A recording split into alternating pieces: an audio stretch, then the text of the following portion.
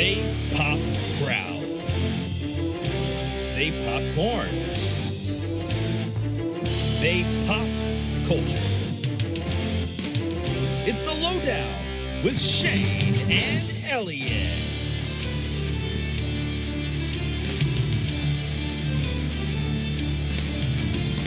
What is up, everyone? Welcome to the latest installment of the Lowdown Podcast. I am the voice of PCW, Elliot Popston, and alongside of me is the founder of the hottest wrestling promotion in the Mid-Atlantic. He is the host of the Shane event.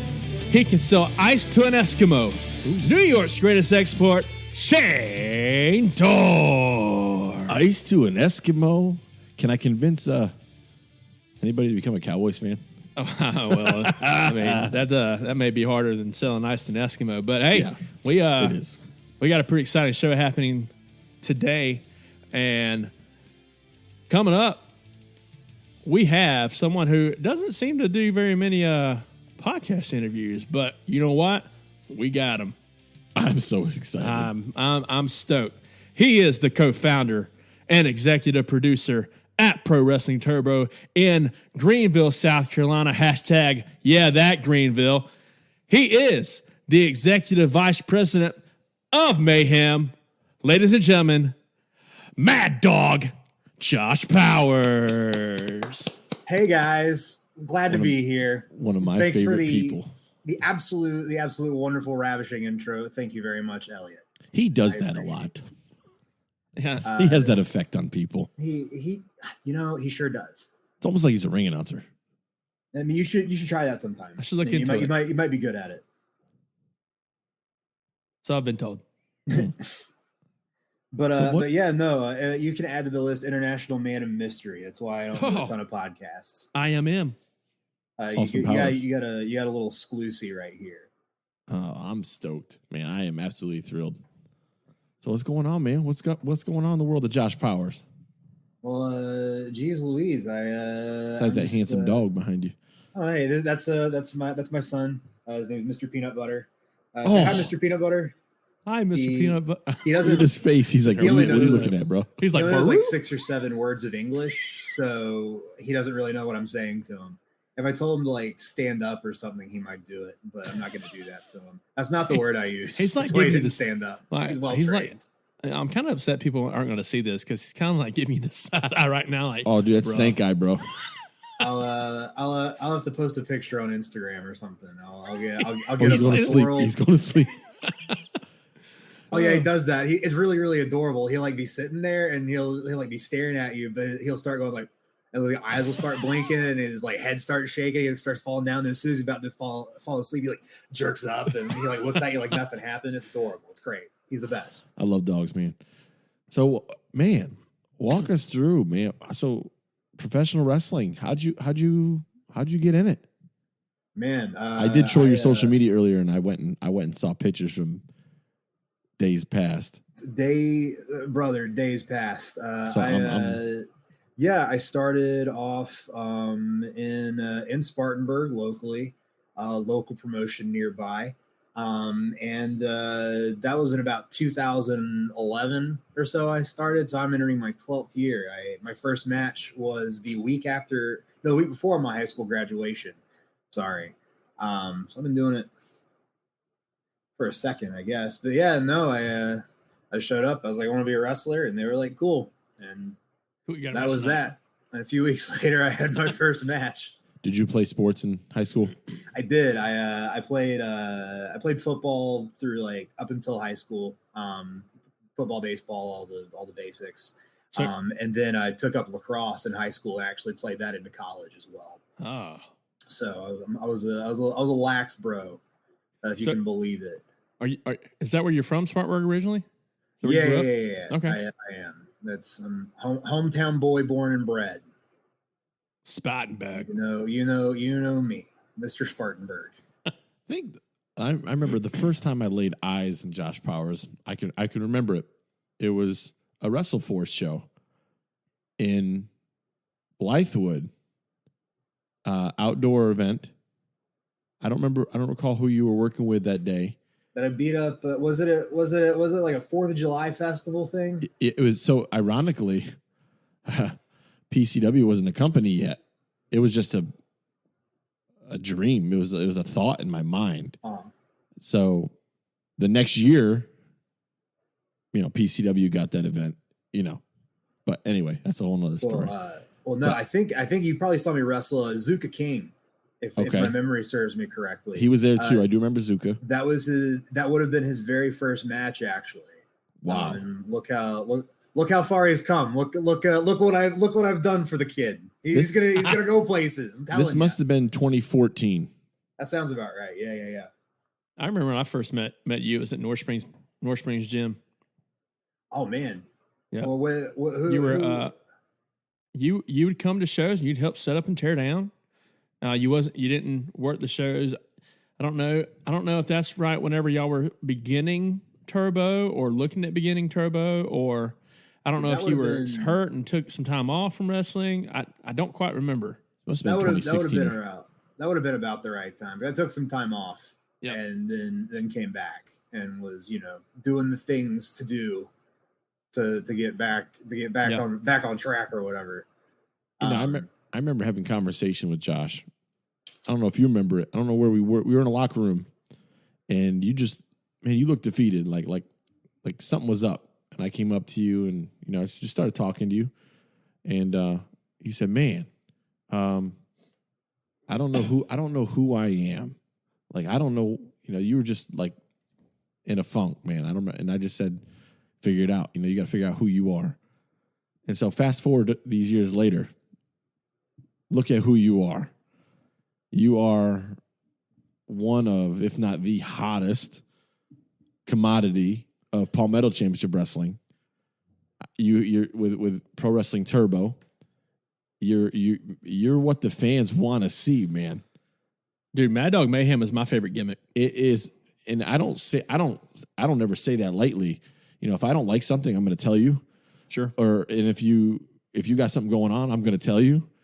And the smallest and details are big with me. So like what you have going with Dave Foster, or what you had going with Dave Foster, down to the detail of the whistle, as stupid as it may seem to somebody, it is so impactful to the gimmick in its entirety.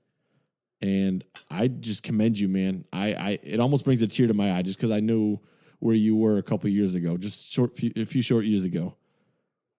So walk us through, man, because it's so amazing to see, and I'm so proud. I'm incredibly proud of you. Everything you've done, everything you continue to do.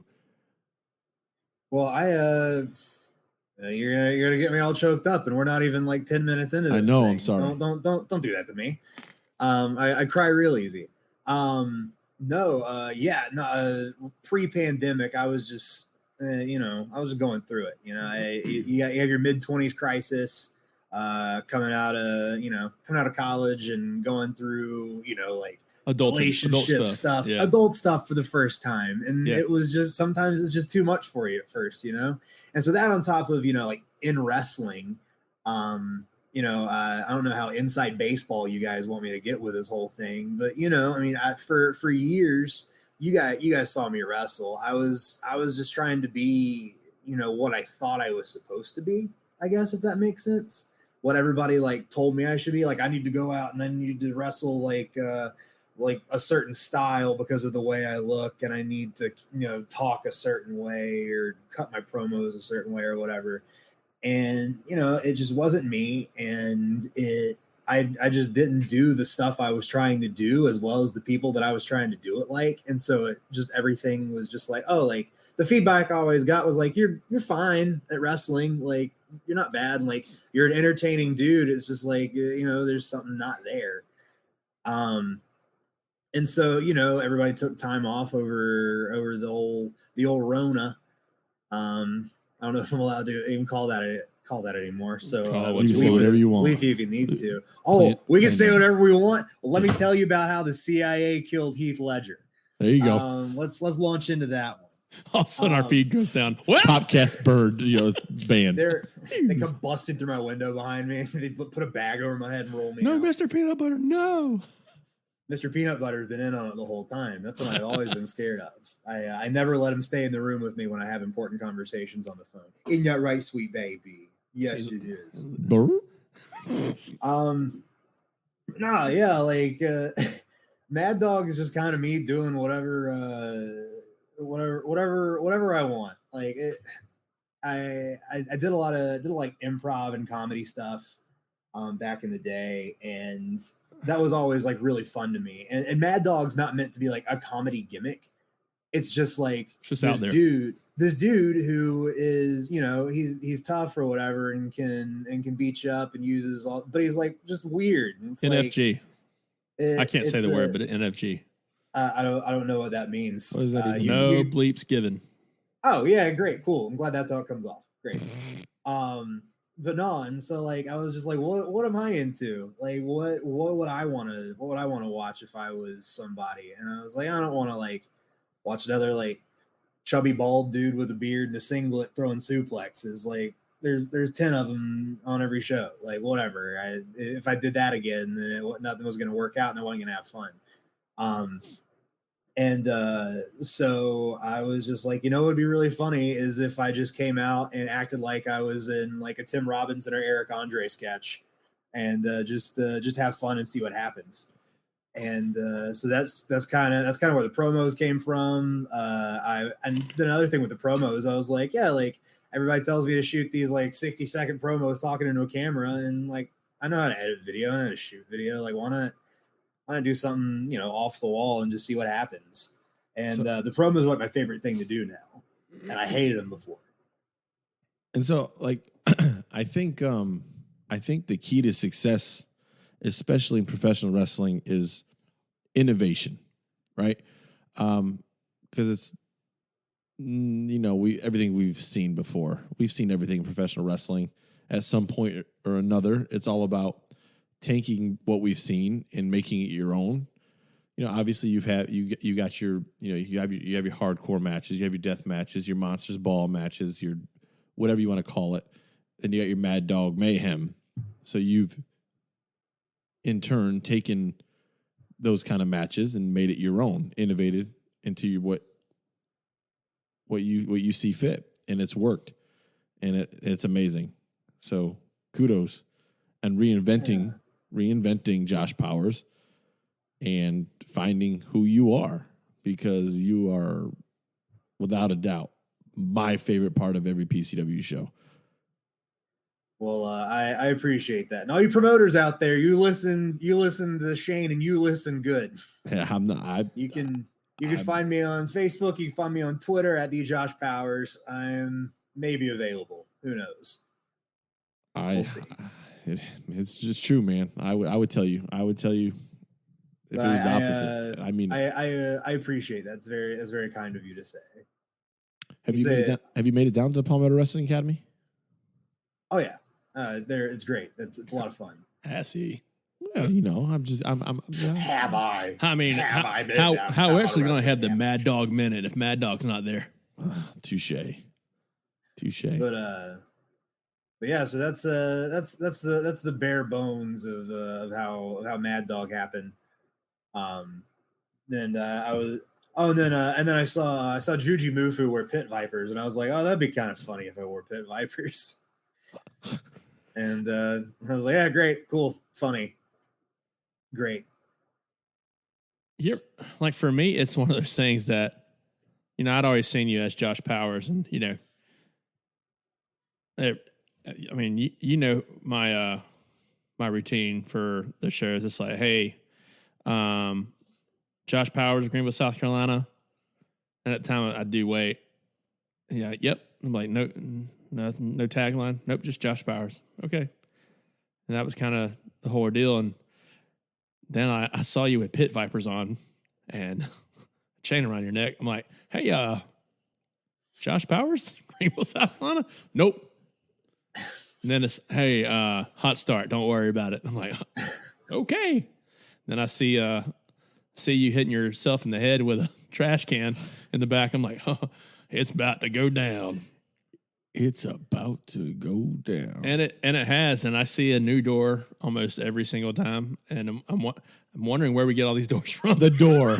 Okay, that's a whole cheap plug for Habitat for Humanity Restore. Big shout out. If you've got a door, donate it to Habitat. I will go and repurchase it for $15 to $25, depending on the condition and the number of panels. Apparently, it's the number of panels, and that's how they can charge me an extra $10 for this door that's already got a big old crack down the middle of it. I'm over it. It's fine. This door's gimmicked, bro. Can we talk about the spot where All Worm No Soul was on all fours? Oh my god! And you put Look, popped him, bro. You put the table on top of them, and did you? Whose idea was that? I can't remember whose idea. Who was in the match? It was what, me? All Worm No Soul. Yeah, All Worm No Soul. Raylan, was it Raylan Albee? I think it was Funk. Was he in it too? Funk and Raylan. It was Raylan Albee's crew. It was All Worm No Soul, Raylan Albee. I think the Funk might have been in it. Fluffman, yourself. I think it was just a 6-man. It was Fluffman and Moody. It was Rudy. I think. Yeah. No, it was Rudy. Yeah, that's right. Yeah, Jay Rudy. Yeah, because he had a couple real fun ones in there. But no, that was actually, I think, like it was like kind of a group effort.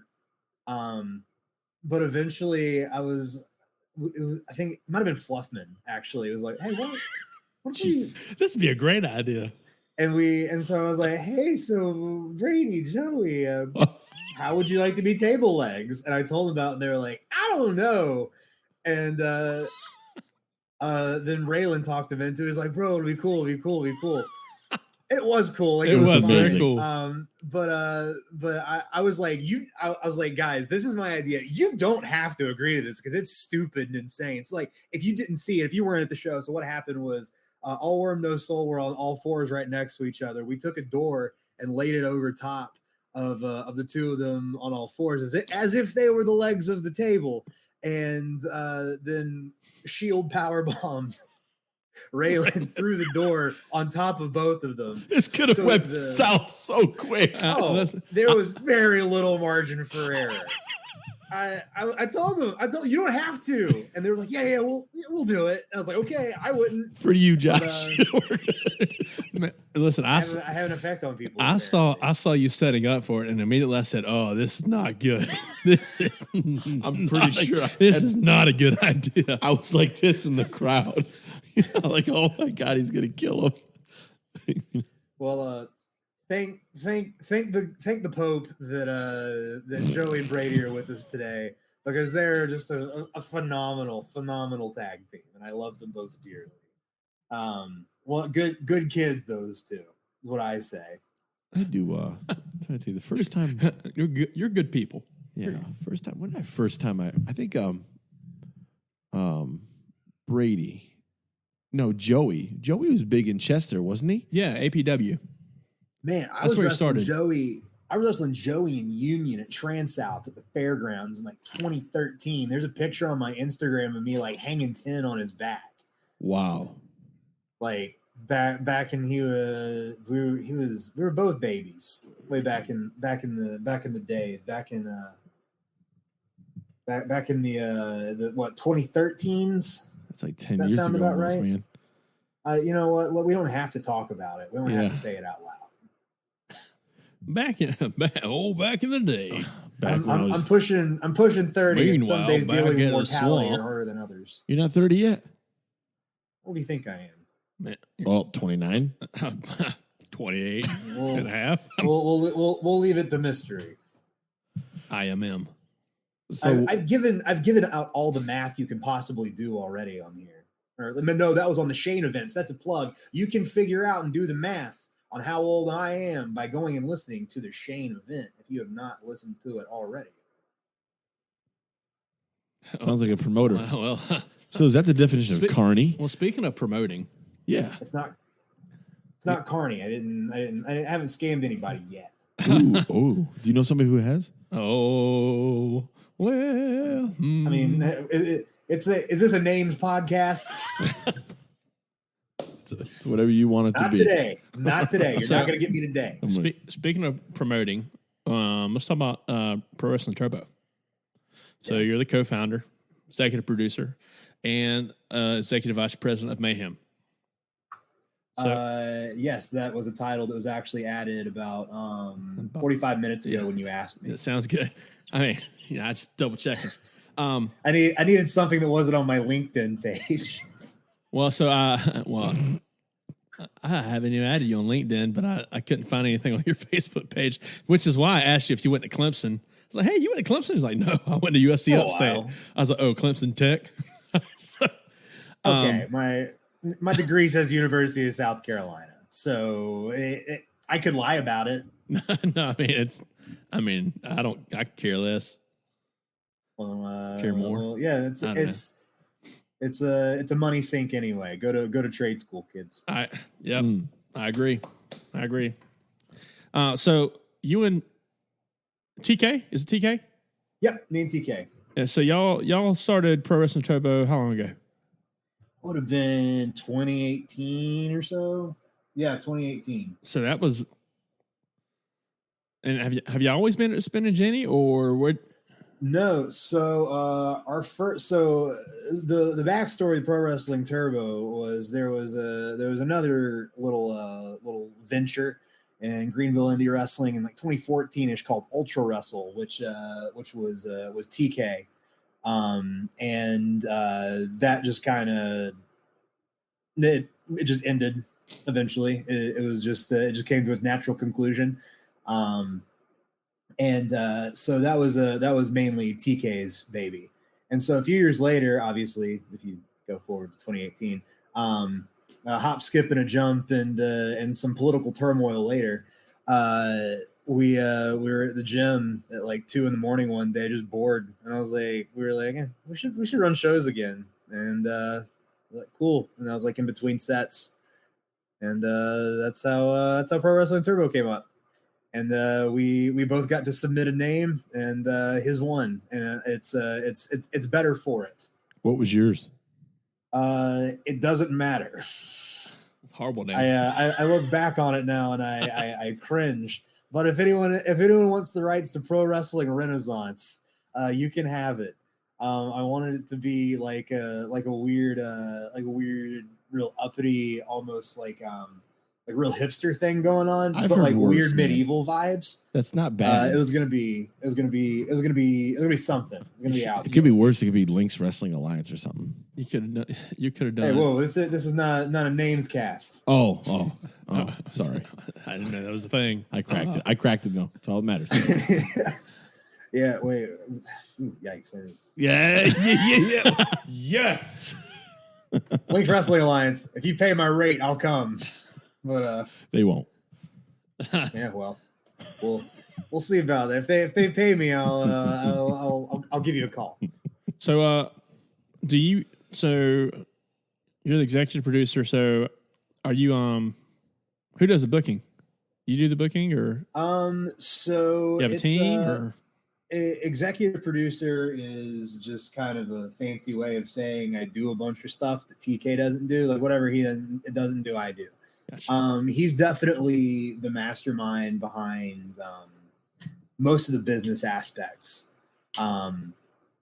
So as far as like the marketing, the like on anything online, any of the video ads and stuff.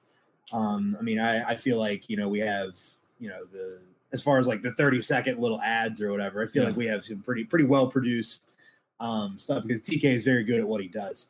It looks wonderful. I was going to say that too. I love y'all's marketing and graphics and videos and stuff. Yeah, and so we had, he does all that, and now he's actually designing our posters for the past few shows as well. So I mean, he literally like does like I tell people he does like 95% of Turbo. But I do. We book. It's the two of us.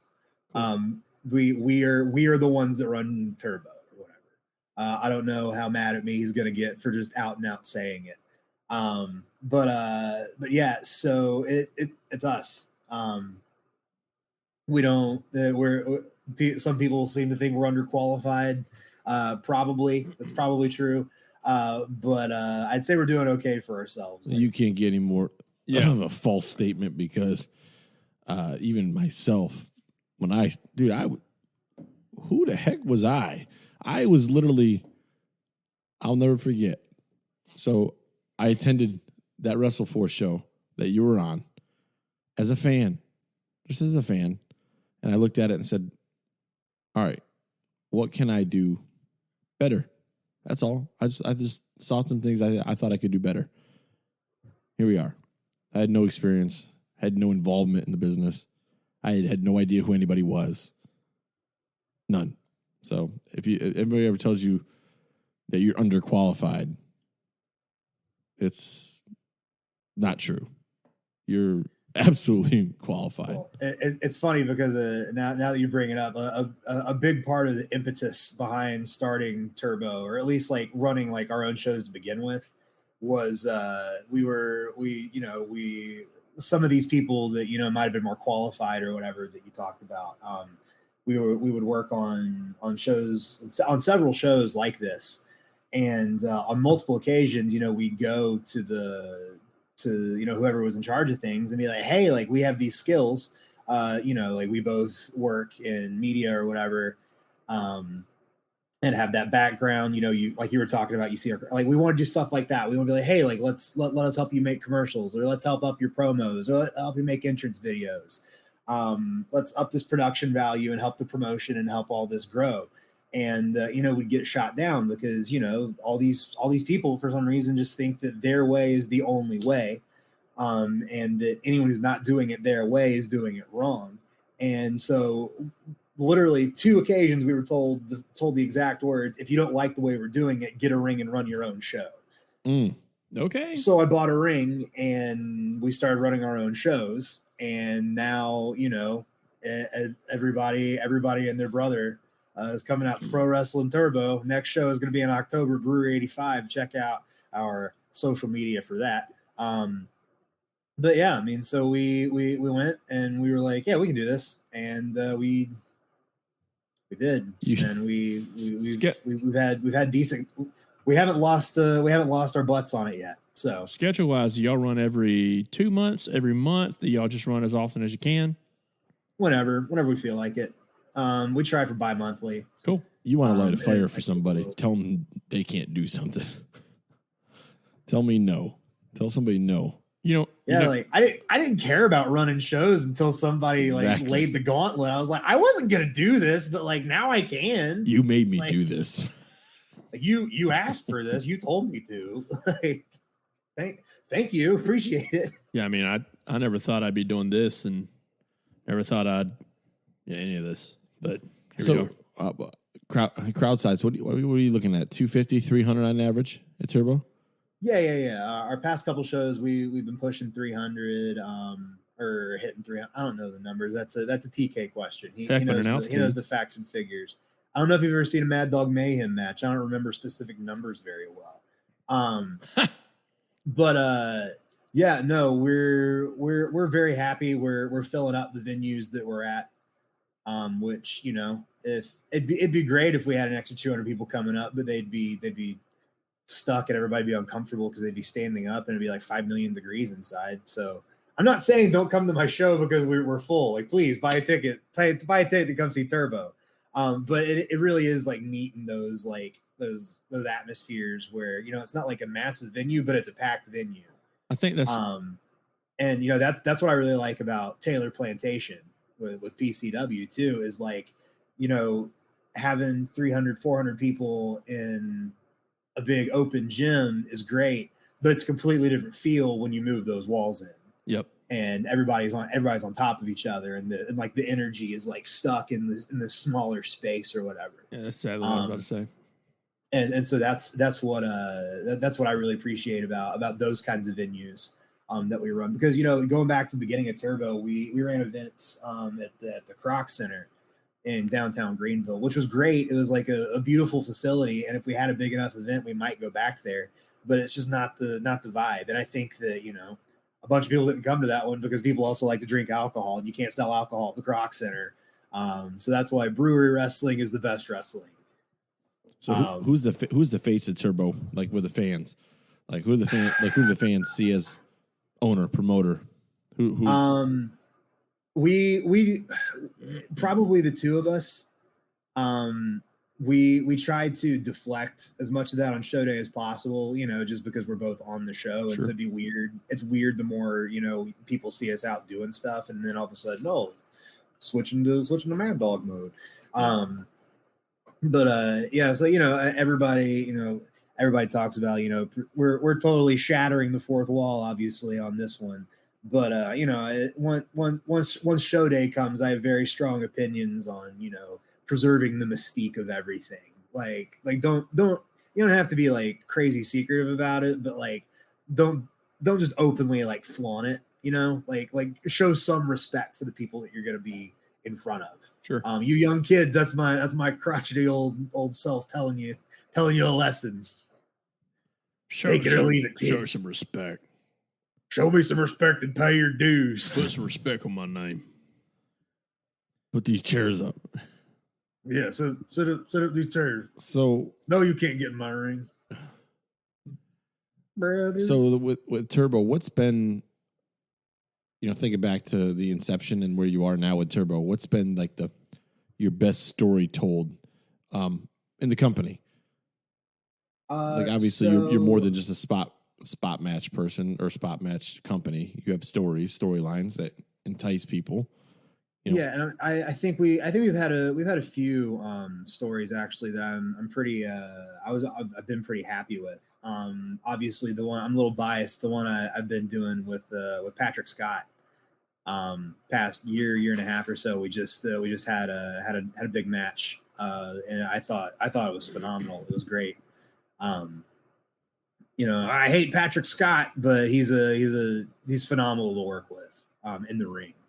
I love that. I think we have like killer matches together. And so it was really fun to like build to like one big emotional climax. And it was wonderful. It was like this real overbooked, like ECW, WCW-esque finish with like Josh Cutshaw came out from commentary as Ross Vegas after Chris Wiggins got knocked out, and he took the shirt off Wiggins and put it on and became the ref. And it's like, why? Well, because it's Mad Dog Mayhem now. That's right. And it's pro wrestling. But yeah, so that's been a really fun one with him in the Kingsgate. That whole story, they've been great. And we'll hopefully have footage posted on our YouTube page at some point, so you can follow the storylines. But one that I really have enjoyed is somebody who's, I guess I don't know if I call him a Turbo exclusive, but I don't know how many other places he works for lately. But Dean Richards, I don't know if you've ever been to a Turbo show. Mean Dean. Oh, Mean Dean Richards. I think he's what the headline now. He needs to go back to Mean Dean. It was great. I love Mean Dean. But no, so that's how the story behind Dean was like he was just somebody we knew from back in the olden days when we were working like smaller shows or whatever when we were first starting. Links Wrestling Alliance. Hey man, leave Links Wrestling Alliance out of this. You can't say names. Story, I can and I will. But no, so Dean was somebody that we knew from a while back. He was somebody that we always stayed in touch with. And when we first started running shows, we needed someone to come in and just have a decent match with someone and lose. And TK was like, well, "Why not Dean?" I was like, "Yeah, sure, we'll give him one." And he came in and just like killed it so hard that I was like, "Oh, like yeah, sure, bring him back again." And then it turned into he had like a 10-match losing streak, and then it was announced that if he lost his next match, then he was fired from the company because according to the South Carolina State Athletic Commission, you can only lose a certain number of matches in a row. Barry Horowitzed. Oh man, we love using the commission as a living, breathing character. It's wonderful. It's wonderful, and you can make anybody believe it with the commission because Thank God for the South Carolina State Athletic Commission. Am I right? Hallelujah. Every night I light a candle and I pray. I pray, dear Lord. Thank the Pope. Thank you thank you for sending the Pope, and thank you for sending the State Athletic Commission. Amen. Thank you for keeping me from being able to use light tubes in my matches. My mom thanks you. You're 8 pounds, But 6 no, ounce baby Jesus wrapped in your golden fleece. What were we talking about? Mean Dean. We're talking about Dean. Mean Dean. Oh yeah. And so eventually he gets his next match and he can't lose. And he's just like him against like Jesse Barton, and Jesse Barton hits like black mass on him on the floor and like taunting the fans and stuff. And as Jesse goes to climb back in the ring, Dean grabs his foot from the floor and doesn't let him get in. And it ends in a double disqualification, so he didn't technically lose. Brilliant. I love it. And so that happened another couple of times, and then eventually That's he finally awesome. like gets his big win, and like the roof blows off the place because we run these promo packages where he's just like all sad and stuff. He's like, I gotta win my next match, and Dave's doing in-ring segments with him, making fun of him and stuff and all that. And it's really funny because Pro Wrestling Turbo is the only place that people ever boo Dave Foster. Really? It is the funniest thing. He's just so mean and antagonistic at Turbo for some reason, and it's so funny. He got booed. It's incredible. He got booed for a minute at PCW. Yeah. Well, it was more of a, not even a booing, but it was more of a fire Dave. Like they just wanted him gone. Dave. Like they didn't really boo him, but they just, well, no, they booed him. I'm thinking back, they booed him. But they just wanted him gone, dude. Like he was the dumbest smart person you ever met. He's like if Charlie Kelly existed in real life from Always Sunny in Philadelphia. Right. It's phenomenal. He's wonderful. But yeah, and so the whole Dean thing was I just thought it was a really great story, and and he played it beautifully. He did exactly everything he was supposed to. And I think he's severely underrated, honestly. If you ever get a chance to check out one of his matches, go for it, especially if it's at my show and you buy a ticket. Pro Wrestling Turbo. Pro Wrestling Turbo, Hashtag baby. that Greenville. Yeah, that Greenville. Yeah, that Greenville, baby. I do. Man, I love Greenville. I've tried to convince my wife to move there multiple times. I like going to Gather Greenville. I'll tell you what, Greenville, no Spartanburg. That's for sure. Debatable. Let's go to Duncan. Mm. Oh, bro, they got a great Cracker Barrel over in Duncan. I highly recommend. Listen, here's what I miss about Spartanburg: the Beacon. I miss the Beacon. You've got to go get your insides reset every year or two. Yeah, absolutely. I mean, you could do the whole veggie, fasting cleanse thing, but the veggie shakes. Do that. That's not. You can do that 364 days a year, and that's your business. But on that 365th day, you should probably go get a chili cheese aplenty. I'm going to the Beacon. I went to the Beacon once or twice in my life, and it was phenomenal. And I remember when the blind gentleman used to be there at the front of the line. What was it? I forgot his name. Call it. Yeah, call it. He was phenomenal. He'd say what you want, and then he'd say right, and then if you didn't tell him what you want, he'd say back of the line. Move him to the back. Next, hey, JC. How did I forget JC? JC, rest in peace, JC Strobel. He's a true American icon, and I'm only saying that. I'm not saying that ironically at all. Completely unironically, JC Strobel, pour one out. Listen, the Beacon. I mean, it was packed. It was packed when I went a couple times. If your indie show could draw half as well as the Beacon does on a Sunday afternoon, you'd make a ton of money in this business, kid. Mm-hmm. It's like the Cyclone in Chester. You've eaten at the Cyclone? Well. I've not had the privilege. Well, have you been to Chester? I have, and I have no comment on the matter. Some phenomenal folks in Chester. They're good people. Yeah, we'll leave it at that. So talk to us about working for different companies. Okay, so you don't have to name companies. We don't need it. We're not going to do that. No, we're not about that life. I am, but I'm not going to do it. So working for different companies, tell us some things company A does that company B doesn't do, that company you like it company A does? What are some differences that you see between these companies that really make you want to be there or don't want to be there? For me personally, yes. If for any promoters or wannabe or not, sorry, wannabe. You want to be promoters? You want to be in this business, kid? Carry my bags and take off my boots, and we'll talk. Do 500 Hindu squats, and maybe I will acknowledge your presence. Is that an eagle impression? No, it's a generic because the Hindu squats. Generic southern Indy guy.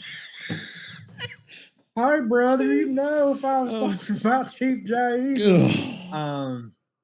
Okay. Yes, memories. But being serious. Precious memories. No, if you're an aspiring promoter, or if you're a promoter that cares at all about what I have to say. If you don't care what I have to say, then whatever. If you don't care what Josh Powers has to say, don't get in the business. I don't know anything about wrestling. And that applies to people in the business. I don't know anything. No, I mean, one of the things that's most valuable to me that I try to provide to my guys as somebody who's running a show, and what I appreciate as a performer is I hate getting there and saying, hey, what do you guys want? And they just, go have a good match. Mm. And like sometimes that's appropriate, but like if it's someone that A, you're bringing back consistently or want to use consistently, or B, just if you want to have like a better product, I guess. Kind of having I like when somebody has a general idea of what they want, even if it's as basic as like, yeah, I want you as baby, you as a heel. And I want 10 minutes, and I want it kind of 60-40 on whoever it is, and I want you to get a pin, and I want you to get it with your finish with a 3 count, and that's kind of what I want here. That's a general template, and just a general outline of what you want from the match, rather than just like, go out and have a banger, brother. And maybe that's just me who doesn't like to go out and like have. Or who is less capable of going out and having a spot fest match or whatever, like the hot indie style or whatever. That's just not. I just can't. That's not for me. I can't. I just am not there. But I do what I do, and so that kind of might just apply to me. But even just like beyond like the business of the match, but kind of like an idea for the story you want to push going forward. Like if hey, like in a couple months, I want this person to be here and I want this person to be here. Kind of give you guys that idea of, what the business end of the match is. And then let the wrestlers, do the wrestling part, but say, hey, this is the business of the match. This is what we need from this. This is, hey, 8 minutes. You need to get your butt kicked by this guy. I'm really doing well on not cursing on your podcast. It's okay. Elliot will put an E in the corner to prepare somebody if it's explicit. So I've been killing it. No, we want you to be. Lane Storm would be so proud of me. But no, like understanding how, stuff like that. So that's one thing I appreciate. I really like catering. Of course, that I'm terrible at doing it at my own shows. So who am I to talk? But what else do I really appreciate when people do? You don't have to have like the slickest production or whatever.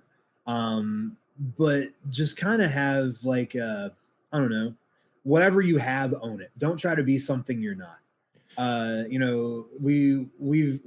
We've overshot sometimes at Turbo in terms of what we were capable of pulling off versus what we'd envisioned, and so we've had to learn from our mistakes. And so trying to do things with inadequate resources and not just kind of adapting to what you have and expecting something to look a certain way. If that makes sense. That's really vague and broad. But that's really good political answer, I guess, is vague and broad. So would you say as a producer and a talent, you prefer being part of shows that have the storyline aspect, or let me back up. Companies you wrestle for, right? Are the majority of these companies just like, hey, we want you to come this week, come on, we'll put you on the card, or are the companies more like, hey, we've got a story we're trying to do, we want you to be part of it. I'm wondering, can we block you out for X amount of weeks or whatever? How does that normally run as a talent? And then on the other side, how do you normally handle that as a producer? So when we do stuff at Turbo, as a wrestler, I've a few times I've been approached for like a set of dates, and sometimes we'll do that with people if we have our dates. But the way you guys know the way indie wrestling operates, a lot of the time it's show to show, month to month. You might not, like for us, we might not know our date of the show until the week of our next show, until like when our current show is going on.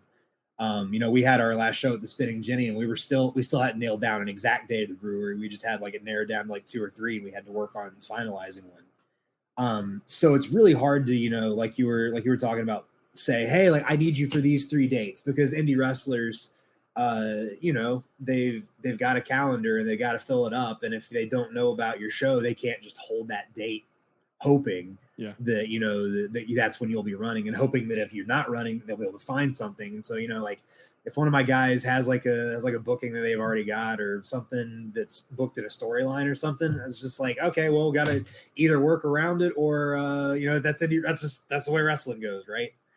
Even doing storylines on TV, that happens. Somebody gets hurt in the middle of something, and it's just like, oh, well, what do we do now? Vignettes, guys, vignettes. And so at the indie wrestling level, especially when you're only running bi-monthly, something I've learned from PCW that I really appreciate about the way you guys do it there. Because I've learned a lot about producing shows and stuff, talking to Ethan, who Ethan Case, is just I can't put him over enough for the wrestling brain that he has. That cult, yes, he's I a learned cult from leader. him. Cult leader, brother. I have drinking some of his Flavor Aid. It tastes good, don't it? It's not. I mean, it's off-brand Flavor Aid. How much do they enjoy drinking it? Purple stuff. It wasn't meant to taste good. It was meant to get the poison down. But yeah, so it's hard to have those linear stories. Yeah. But one like I was saying, what I learned from Ethan is within a show you can have a self-contained story, like from top to bottom. You can have like a story that's running like running one direction over time, and that's the cool thing about wrestling is especially like if you're on TV or something, especially, it's the only form of entertainment where like you're watching people grow and develop in real time. If you think about it, like if I watch Monday Night Raw and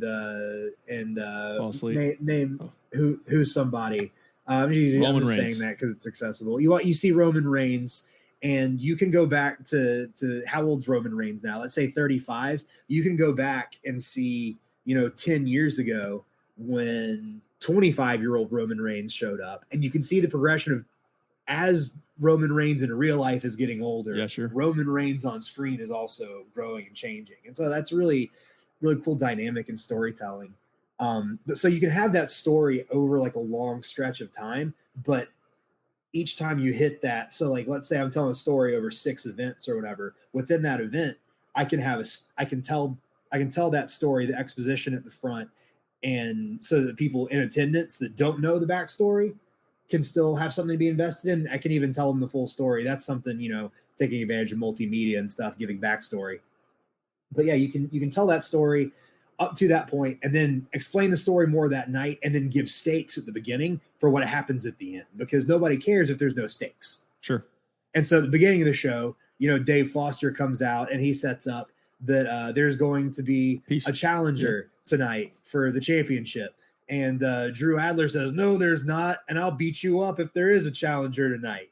And so later on, Touch me, I'll Drew blow my shows whistle. up and he's like, he's like, oh, you better not have me a challenger. And Dave says, well, I do. And he says, oh, I was going to beat you up. And Dave says, no, you're not. And blows the whistle. And there's a tension built. And obviously that's, the sketch of what's going on. For sure. But like you've got to build to whatever's happening so that, whatever happens at the end of the show matters. And so the match that I care about the story the most is building, obviously, the main event. But yeah, I mean, that's different show to show. Sometimes your stories on each show are different. Sometimes it's about your champion. Sometimes it's about the number one contender. Sometimes it's about a tag team. So you can have different main characters on different nights.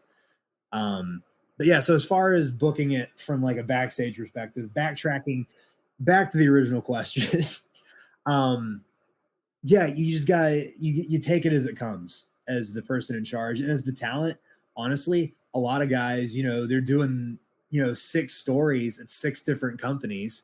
And so as a talent, it's their job to do stuff with what I give them and make that compelling. And as a talent, that's what I have to do. But as the person producing it, it is up to me to communicate to the talent, Sure.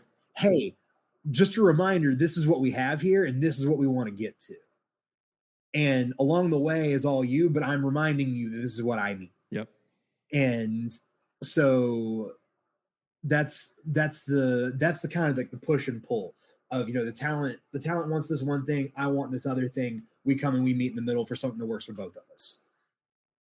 Some guys are more cooperative. Some guys will do exactly what you want. Some guys will push it. Some guys will push and pull a lot more than other guys. But there's something to all of that. Yeah. I've been all of those before. I've gladly accepted an idea and I have just said, no, that's stupid. I'm not doing it. And push back on it. So, yeah, that's, I hope that answers your question. Yeah. Yeah. No, it not. Sorry, I get long-winded. Good stuff. No, it definitely sheds some light on stuff because I'm sure I'm not the only person wondering, hey, when these things are booked, is it something where, the producer and the talent or promoter and the talent or booker and talent, whoever says, hey, I want to book you for X amount of matches, here's the time, or if it's just, we have a show and then in the night be like, hey, are you available next month, this date? Let me know. Love to continue this. Yeah, and the simplest way I can put it is, I run Turbo with TK, and so TK and I know what we want it to look like in a year. Whether or not it looks like that in a year is based on, fate or whatever happens, whatever sets these events in motion. But we know what we want a year from now. And if in a year we get there, great. But there's a lot of twists and turns and pivots along the way, and you adapt.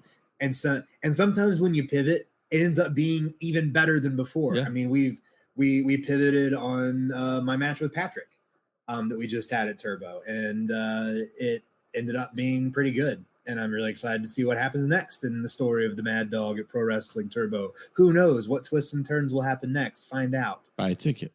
Do you have a core group of guys y'all use? We do. We have our core guys that we just kind of, it just kind of organically forms over time, and you can kind of see that at PCW. You've got you've got the thing about wrestling is like, it's important, I think, to like cycle out your core. So like, we've had guys that have been on, all of our shows for the past like year and a half or so. And then probably it's good for them to take 3 or 4 shows off. But then I want to bring them back, because if I'm using somebody every show, there's everybody that I use on my events, I believe in. And there's some people that I use once or twice that I wish I could use more, and it doesn't work out. There's some guys I use once or twice, and there's a lot to putting these events together. But then, after a few shows, when someone comes in a few times and you really see what they're capable of, you see how people are reacting to it. One thing that I would encourage people to do is survey your fans. We love getting feedback from fans. We've sent out like literal like Google surveys, and you send it out and you say, hey, like win 2 free tickets, and we'll give away tickets if you fill out the survey, and just straight up be like, hey, like, who'd you like? What didn't you like? What would you change? What's your feedback? Like, what do you want to see from us? And so from that, we get a lot of feedback, and you start seeing the people, you're connecting with people, you you watch the lines of kids taking pictures and like who's taking pictures with who, and you see all that. And that's kind of how we developed our core of guys that are dependable, that we enjoy working with, that we know people care about. And you know, there's people that will continue to cycle in because we want to see what they've got. And you know, the core group of guys will change over time because that core group of guys will move on to other stuff, and that's just the circle of life in wrestling, right? But yeah, that's kind of the way it works. Is you have your core group and you keep cycling in people, and then just kind of all over time cycles through each other, and it's just this whole mishmash of interacting faces. I love it, man. I love everything you got going on there, man. I think you got something really special. Well, Greenville's a great little place, and we want nothing but to bring fun wrestling because we love wrestling and we want everyone else to love wrestling. Good stuff, man. Yeah. Well, Mad Dog, one last time, let people know where they can catch you at. Mad Dog, you can catch me on Facebook as Josh Powers. I am on Instagram and Twitter at the Josh Powers. And follow Pro Wrestling Turbo, please, at Pro Wrestling Turbo, at Wrestling Turbo on Twitter, because we could not fit Pro Wrestling Turbo, and Turbo Wrestling was already taken. That's about it. Catch me at PCW Clash in Camden on August 27th. I'm going to be Mad Dog Mayheming some poor chap. And when's the next Turbo show? October. So sometime in October? Okay. And that's at, do you know where? That's going to be at Brewery 85, which is our kind of our. You asked it earlier about if we start at the Jenny. Yep. Brewery 85 is the first place we were like, oh, this is our home, and so it'll be really nice to come back for a big old Halloween extravaganza. Sweet. At the brewery. Well, Josh, I sincerely appreciate. I speak for both of us that you kind of let us into the life in and outside of the ring, pulling back the curtain a little bit, giving us a little Mad Dog. I appreciate it, man. I appreciate everything you've done, everything you were, and everything you turned into. And man, best of luck as you continue to. I don't even know how you can improve, man, because I think you're on top of the world right now with what you're doing. Just keep doing what you're doing, man. And I'm glad you found out who you are, because it's a real treat to watch you every month. Well, I appreciate it, y'all. Y'all are great. Thanks for having me. Kids, eat your vegetables. Except for that one day. Except for that one day a year. And be yourself. Except for that one day a year when don't be yourself or eat vegetables and go to the beach. That's right. So, guys, we got to experience Mad Pup, Mr. Peanut Butter, and you've just heard from the co-founder and executive producer at Pro Wrestling Turbo in Greenville, South Carolina. # that Greenville executive producer. Executive Vice President of Mayhem, ladies and gentlemen, Mad Dog, Josh Powers. Hugs and kisses. Josh, we appreciate you, man. Appreciate you, brother. Bye, y'all. Ladies and gentlemen, before we continue, we'd like to take a pause for the calls and thank one of our sponsors out of Birmingham, Alabama, Day Soul Coffee Lab. Y'all, I consider myself a coffee connoisseur. I absolutely love coffee. And I found what I believe to be the absolute best coffee out there. With Day Soul Coffee Lab, you can be sure to get coffee that's super smooth and always fresh roasted. Some of the best, if not the best, coffee you'll ever drink. Swing over to the website, daysoulcoffeelab.co, and use promo code LOWDOWN to get 10% off your order. They even have a subscription option where they'll deliver coffee directly to you every month. Guys, it's a no-brainer. If you're going to drink coffee, you might as well make it great coffee. So big shout out to Day Soul Coffee Lab out of Birmingham, Alabama. Guys, my buddy Bert is the owner. And man, I'm so excited and proud. I'm waiting for him to get the Nitro Cold Brew and shipped to me. I'm still trying to talk him into that, but man, the coffee's so good. I want to take a trip to Alabama. To Birmingham, Alabama. Birmingham, Alabama. I'd go. Definitely. Yeah, I mean, he guys, make sure y'all follow them on social media as well. All sorts of cool stuff. And Don't forget when you shop there, promo code, get it. But man, got a lot of stuff going on. First of all, Josh Powers, Mad Dog, amazing dude, amazing time with him, and I just like having a segment where somebody can just be them. Yeah, be absolutely. Real. You know, we pride ourselves on being unscripted, nothing written down, and just having a conversation with our guests. And he was the epitome of it. I loved it. And I think it's funny because so far every time we've had a guest on, the question always is, are we peeling back the curtain or kayfabe? Well, yeah, it's like, man, peel it back. Let people know who you are. So, Josh, if you're listening, we appreciate you, man. But man, there's a lot of stuff going on here in the wrestling world and movies and everything else going on. Oh yeah. So we another 5 million reasons to be upset tonight. Oh Looks man, I tell you, you just knew.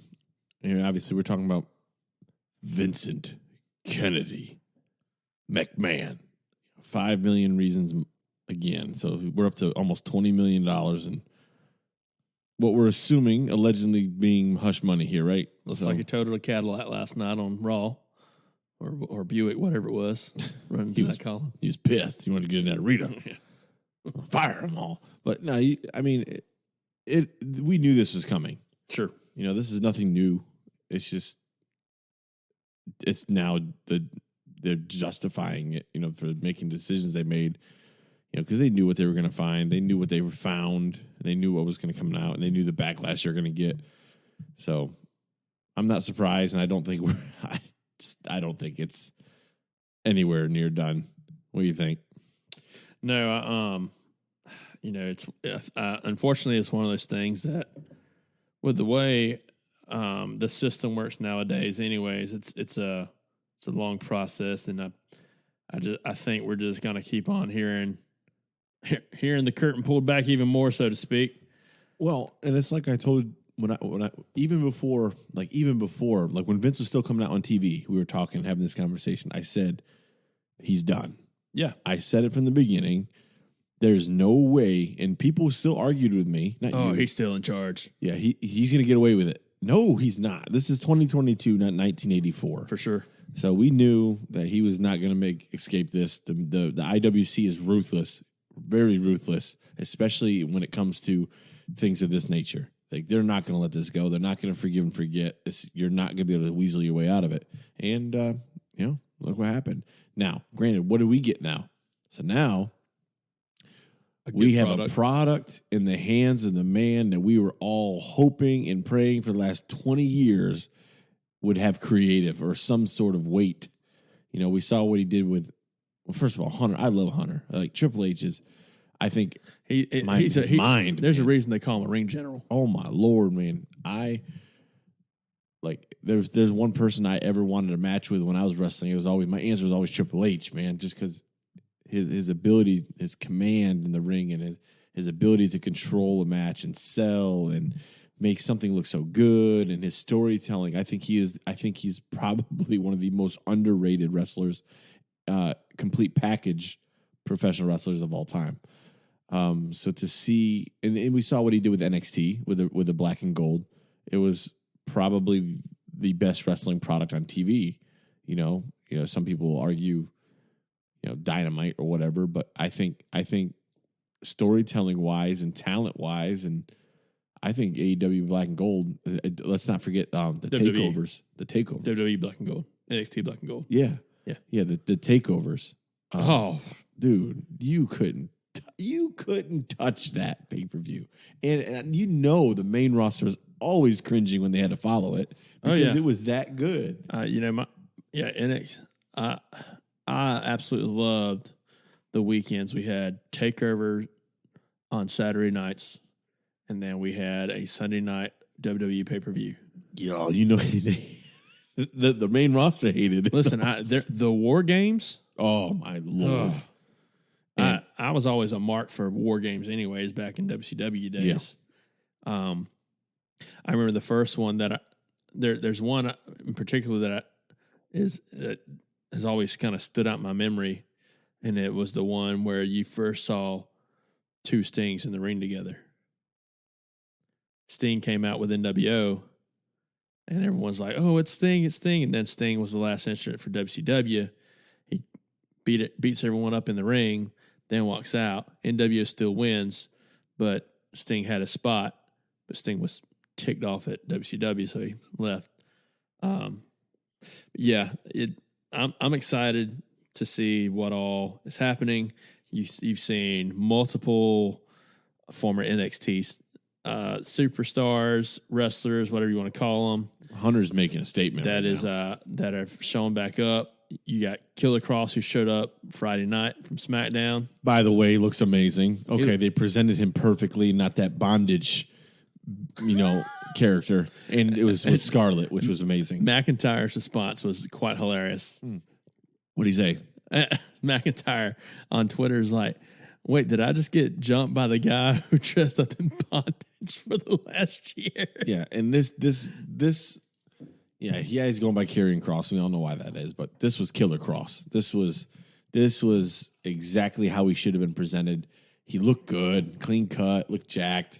Well, no, he's not clean cut. He's grizzled. Well, no, the hair was nice and short. Oh yeah, he looked presentable for TV. Yeah, he didn't have.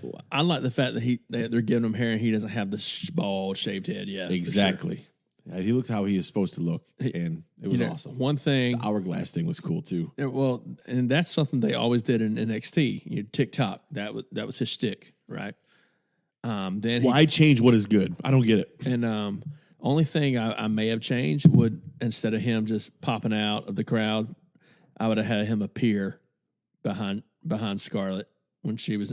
Because, man, one of my favorite things about Kross and Scarlett is their intro. Yeah. Because that intro is just so good. Dude, it's dope. Yes, I mean, it's just one of those things that I'm excited to see him back. You saw Dexter Lumis at the end of Raw last night as someone who was trying to get to AJ Styles. A lot of people speculating now, hey, does Triple H bring the way back with Gargano and Candice LeRae? Yeah. Because something I read that valid point, Austin Theory has tried cashing in multiple times, and every time his plan has been foiled because people are preventing him from finally giving the briefcase. So does Gargano, Candice LeRae come back with Dexter Lumis to help Theory win the title? There's so much. It feels good to be able to talk positively about WWE again, man, because all I ever wanted was to love WWE again. Sure. That's all I ever wanted. And it was never going that way in the previous regime. It was only getting worse, man. And just like every time I'd get my hopes up and I'm talking pre-Triple H, every time I get my hopes up and tune in because we thought something, oh man, this is it. This is what they're going to do. This is it. It was always a letdown moment. So to be able to watch a wrestling show and look forward in anticipation of, oh man, what's going to happen next? Or as we alluded to earlier, cliffhanger, leaving you with a hook, to tune into the next week or the next episode to see what's going to happen next. That's what wrestling's been missing. So I'm thrilled, man. There's other people who are speculating that Loomis might. They're speculating that the Fiend, Bray Wyatt, might be coming back. Eric Rowan, Joseph Rudd, however you say his name, formerly Eric Rowan, now goes by Eric Redbeard. Cryptic tweet at the very end of Raw last night just says, patient persistence sometimes leads to interesting doorways. Interesting, man. What's the common denominator where all these people that chose to go to leave or go to AEW? The common denominator was lack of creativity, lack of creative freedom. Yep. Now that's why I was saying I'm nervous for AEW now, because now you have something different with AEW or WWE. This is a completely different company. This is a completely different mindset, focus, freedoms.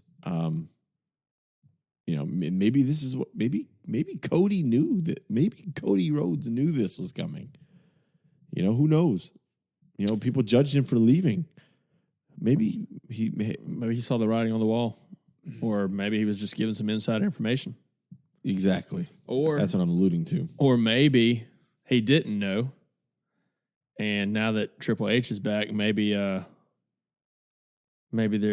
really is some salt in the wound, so to speak, with Triple H and how Cody did the throne thing and all that. Uh-oh. I never even thought of that. I mean, I'm hoping they're professional enough they could get by that. It's no different than Triple H back in the day rode a tank to WCW. It's really no different.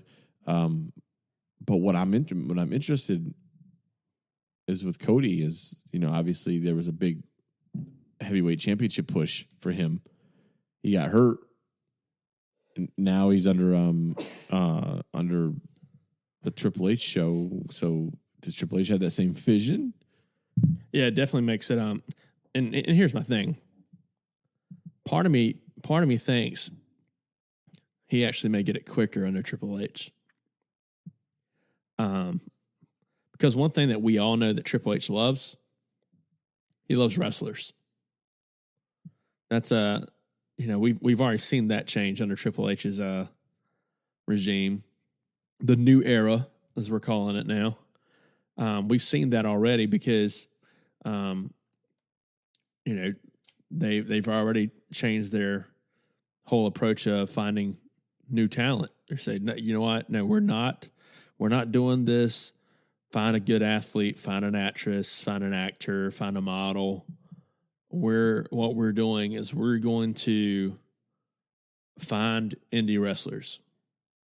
We're going to recruit indie wrestlers. Thank God. So it's exciting.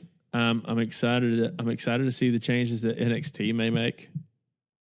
I will say, I'm a fan of Braun Breaker, as they call him. I think they need to call him. I think they need to just change his name to Steiner. I mean, everyone knows he's Rick and Scott Steiner's kinfolk. So, well, his last name is Rex Steiner. Steiner. So name him Rex Steiner. Yeah. I mean, I just think it's what WWE would do. I mean, that's a totally WWE move to name him that. I don't understand. I think it's political again with the Steiners and everything. I think they were mending that relationship, it seemed, with Rick getting involved and kidnapped at one point. Rick was in the ring when he won the belt, celebrating. So I think they were maybe heading that route. I'm hoping they do. Braun Breakers. Do away with the cartoony stuff, man. I don't like cartoony stuff with pro wrestling. Yeah. I don't like it super, like, almost like a 5-year-old could come up with it. I don't like the color scheme of NXT 2.0. I don't like the name NXT 2.0. I don't like the dumb names. I'm just hoping these are all things I'm hoping change with the new regime. Yeah, we've seen other small changes such as using terms. Yes. Wrestlers. Small things, exactly. Fans. Yes. WWE Universe can't stand it. Never could. It's Universal Championship can't stand it. And that's another thing that we're not sure what direction it's going. Are we gonna unify the title? Are we not? Rumors are now that they're not going to unify the titles. That they're actually going to end up. Rumors are that McIntyre's going to win one of them, and then Roman's going to keep the other one, or McIntyre's going to win one and Cross is going to win the other. I mean, I'm okay with one title per show. I'm cool with that. There's all sorts of rumors right now. I just want a champion that's around all the time, man. I want significance and meaning to a belt. I think Roman's done a great job. I've come to love Roman Reigns. I mean, it's what, 700 days? Yeah, he's had the belt. Yeah, well, I think he's carrying it to me. I don't see how they could, after what he's done and who he's beaten and how many times he's beaten some. I don't see how you cause Roman Reigns to lose the belt from now until Mania. We're talking 7 months away. Well, that's why they were talking about, because they're in Glasgow. Glasgow? I think that's where Clash of the Castle is. Scotland. We're Clash of the Castle. I think that's coming up. Yeah. I think that's why they said there's a chance he might lose one of the belts. To Drew? Mm-hmm. He beats Drew in Scotland. How much more you think he's got heat on him now? You have him beat Drew in Scotland. I would. I mean, if you're setting up this big showdown with Dwayne. Well, which is still if The Rock can go is what everything keeps saying. Yeah, that's Uso, man. He's gonna they're gonna make it work. I mean, it's got at WrestleMania payday. This is the one shot they have at doing this. It's in Hollywood, and everything. So I mean, yeah, I think that's the match Rock wants anyway. I think that's what Dwayne wants. I think that's what Roman wants. But it's crazy, man. We think about it. We think about Roman carrying the belt all the way to Mania, but you'd put Roman over Rock at Mania, right? You'd think. So where does this even end for Roman? I mean, we talking about a Bruno Sammartino run here. No, I can see the I can see Roman losing just to win it back, or Roman losing to Rock retiring for good with one final championship under his belt. And then what? The belt's vacant again? Mm-hmm. I don't know. It doesn't seem like a Triple H thing. It doesn't seem like something that's maybe. It seems like what would happen maybe previously. I don't know. I'm intrigued. Or I'm biting. By that time, do you have Money in the Bank again? What if Theory cashed in Rock first? When does he has to cash in by? Oh, that'd be so. I mean, that's nuclear heat you're talking. No, they have to have Money in the Bank by then, right? I'm so lost. I'm picturing Rock beating Roman for the belt, and then Theory cashing in on Rock. Oh my Lord. I don't know. I want significance. So Money in the Bank was July. Yeah, so you can use it up to a year, right? Isn't that the rule? It's up to a year. I don't know. So he has to cash in by the next Money in the Bank, which is April 2023. April 2023 would be Mania. That's what I'm saying. He has until July of 2023 to cash in. Well, regardless, I hope that happens now. I'm just wanting significance and meaning. That's all I want. And so I'm thrilled. I'm thrilled to what I've seen so far with Triple H. Johnny Ace is gone. Thank goodness. It seems like Johnny Ace has been a pretty big person involved in this whole thing. Yeah, he definitely has had some involvement for sure. It's also a common denominator of. Granted, I know he's head of talent relations or was head of talent relations, but it's one of those things that you hear a lot about the disdain of Johnny Ace. Yeah, not many liked him. So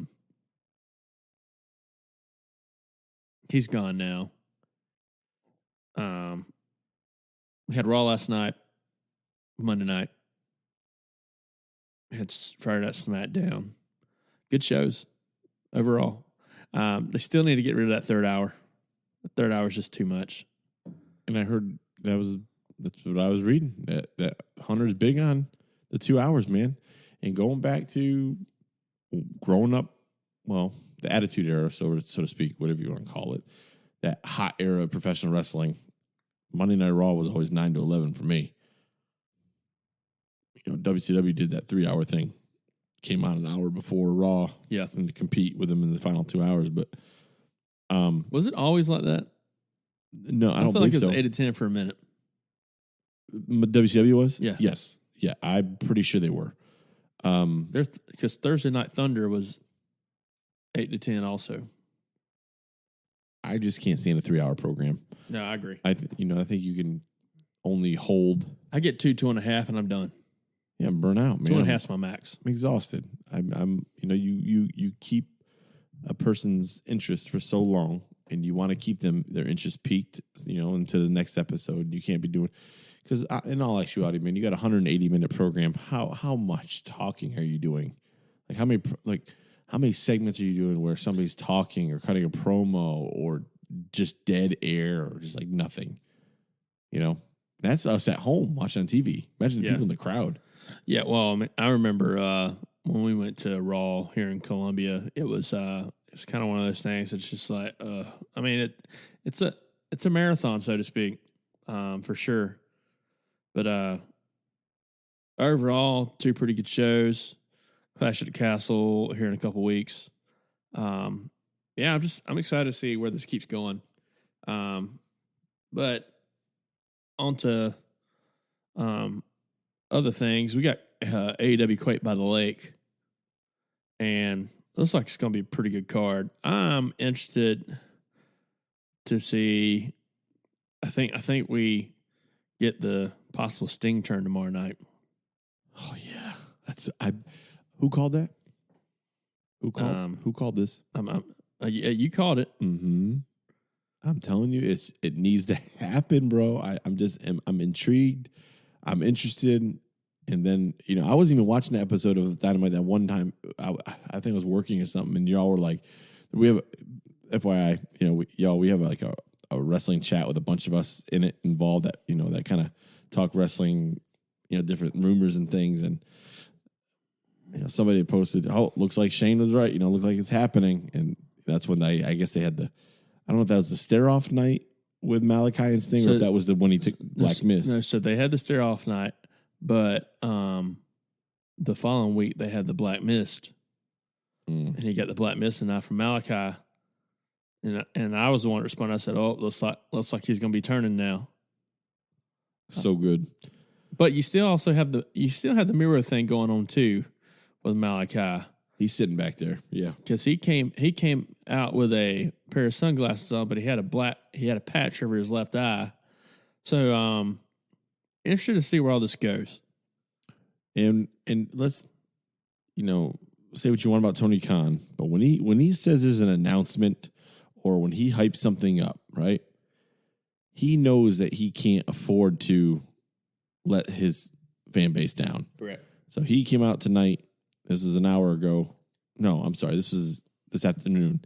Tomorrow night on Dynamite, if you miss Quake by the Lake, it's going to be a regret you won't forget. So what could that mean? I have no idea. But it just means something is. I don't see it. I don't see it being a debut. I just don't. It doesn't make sense to me. There's nothing in it. There's nothing on the card that makes sense for there to be a debut. I mean, there's 2 things I can see it being. 1, you just alluded to Sting's turn. 2, it's time for the cleaner to come back. Kenny Omega. Which you could definitely see that in the Moxley versus Jericho match. Exactly. Or all of it. Tony's known for doing that. Yeah, I mean that's true. You got FTR on the card. They're returning. You have Jade Cargo versus Madison Rayne, former Impact champion, who is just joined the company this last week. So pretty good stuff. You've got Lucha Bros versus Andrade and Roosh. You've become such a Roosh fan, dude. I smile, man, because he's so good. He is good. Please bring in Dragon Lee. Yes, please let Dragon Lee come more in. Dragon Lee, more Bendino. You got him on the other side, but it's all them guys, man. All these guys. You've got creepy Brody King versus Darby Allin. They got Brody wearing the Viking. What? And it's a coffin match. That's going to be amazing too. Yeah, they're showing interesting in the flyer. They have Darby with the Sting paint on. With this Darby Sting paint on, and you have Brody King with the creepy white face paint that they wore at a pay-per-view not too long ago. Interested. So the last couple of times, it's been Brody over big time. It's a backstory. Brody King and Darby Allin are actually best friends in real life. So it's pretty cool to see. That's the match is gonna be amazing right there. Yeah, and main event of the evening, you got AEW Interim World Champion Jon Moxley versus Chris Jericho. All right, so off the top of the head, who's been the AEW World Champions? Who has there? Yep. Who's carried the AEW World Championship? Oh, you've had besides Punk's out. You've had Jericho. Mm-hmm. You've had Omega. And you've had Moxley. Exactly. This is happening. Yeah. There's no way. I just looking at the names. There's no way Omega doesn't get involved here. Which it'd be kind of crazy too, because at the same time, well, you're trying to build the trios titles, right? So how does that happen? I don't know. It's weird. So, and I think that's where they're using Hangman at, because you got the Bucks who got turned on by Undisputed Elite, which I think they may unveil their new name, Paragon. So I'm interested where that's. So last year, sometime, maybe it was early this year, AEW bought a trademark rights and created a design called Paragon. We haven't seen them use it yet. So my question is, if you have the Bucks and Hangman, right? You have the Bucks, Hangman. You have Fish, O'Reilly. Who's that guy? Who's that other one? Adam Cole, baby. Oh, okay. I'm sorry, Adam. Sorry, Adam. All right, so you're thinking you're going along that Hangman's taking that, filling that. I'm thinking Bucks is filling. I'm thinking you're getting the elite back. The elite with the elite. Hangman, Adam Page, but it was also been teased that Hangman was going to partner with Dark Order. So do we get a Dark Order turn to where they're no longer face? Or, I'm interested to see which way they're going to take that, because the Dark Order, I love the Dark Order, but to me, for them to be a legitimate threat, so to speak, they've got to have that single big name. Well, I would love for it to be the Fiend, Bray. I would love for Wyndham 6, Wyatt 6, which is interesting because he's changed his handle again. It showed Wyndham 6 the other day. I'm like, what the heck is going on? He's getting ready. I don't know. Wyndham 6. It was Wyatt 6, right? It's Wyatt 6, then it was Wyndham 6, then it was both. I just can't keep I think he's screwing with us. That's what I think. I think it's intentional. So AEW filed a trademark for the term Paragon on 1/3/22. Kyle O'Reilly used that term to state the potential that he, Adam Cole, and Bobby Fish, the former Undisputed Era NXT, would have if they were aligned in AEW. And that's the Paragon logo. Yeah, what does it even mean? What's the word? So Paragon means, I'm glad you asked. You looked it up, didn't you? I did.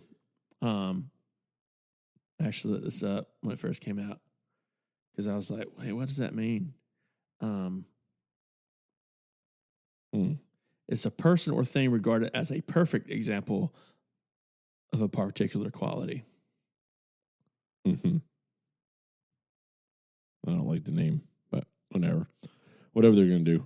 So our common denominator opinion here is that we can both agree that Kenny Omega, I think, comes back tomorrow night.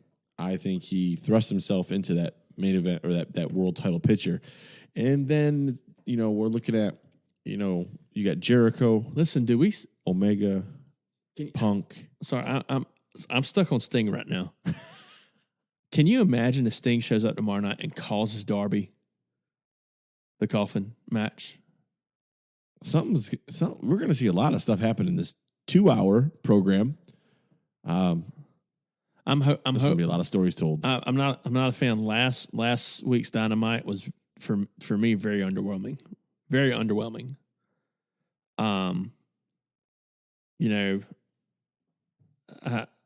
I couldn't stay focused on the Yuta Jericho match. I don't know. I feel like they could have provided a better story there because everyone knew Yuta wasn't going over. Know what I mean? That's what I felt. Part of me thought he could with but that would have messed up the Blackpool Combat Club. Putting me in the match with. I mean, Moxley. Where's Bryan Danielson and all this? He was with he was with the Blackpool Combat Club and everything. Granted, I know he's injured. Is he still part of BCC? Is he not? I'm kind of confused there because he hasn't done any vignettes, even though he's injured. With BCC. So I'm kind of curious to where it all might be leading. All eyes on AEW tomorrow night or tonight. No, it's tonight. All eyes. So yep, I'm interested.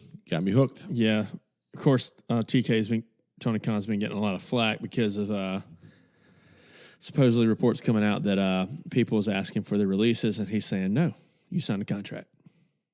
Yeah, he feels the threat. I mean, now, again, it's not AEW evolving versus a stagnant WWE product. Now you got an evolving or an AEW that you want to evolve versus a locomotive with WWE and with the changes. And you thought before that we were the closest we could ever get to a Monday Night War again, or two big companies.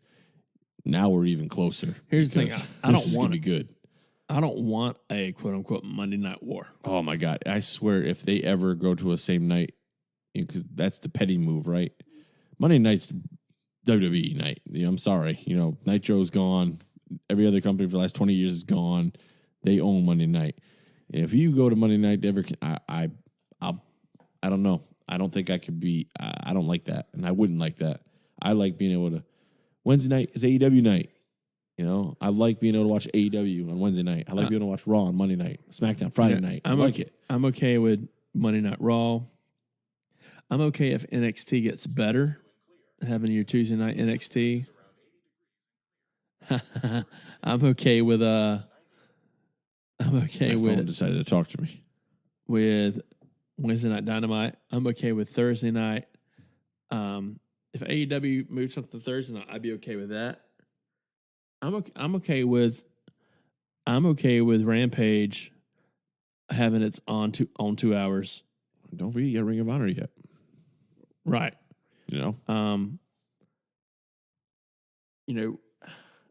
For me, one thing, and I understand how they're wanting to handle their talent in regards to the schedule. I get that.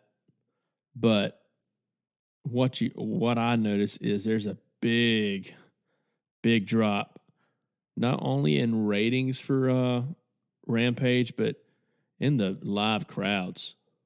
We've been to several AEW shows, and you're talking about you started doors open at 6:30, 5:36. What was it? Because we normally get Dark Elevation, Dynamite, Rampage.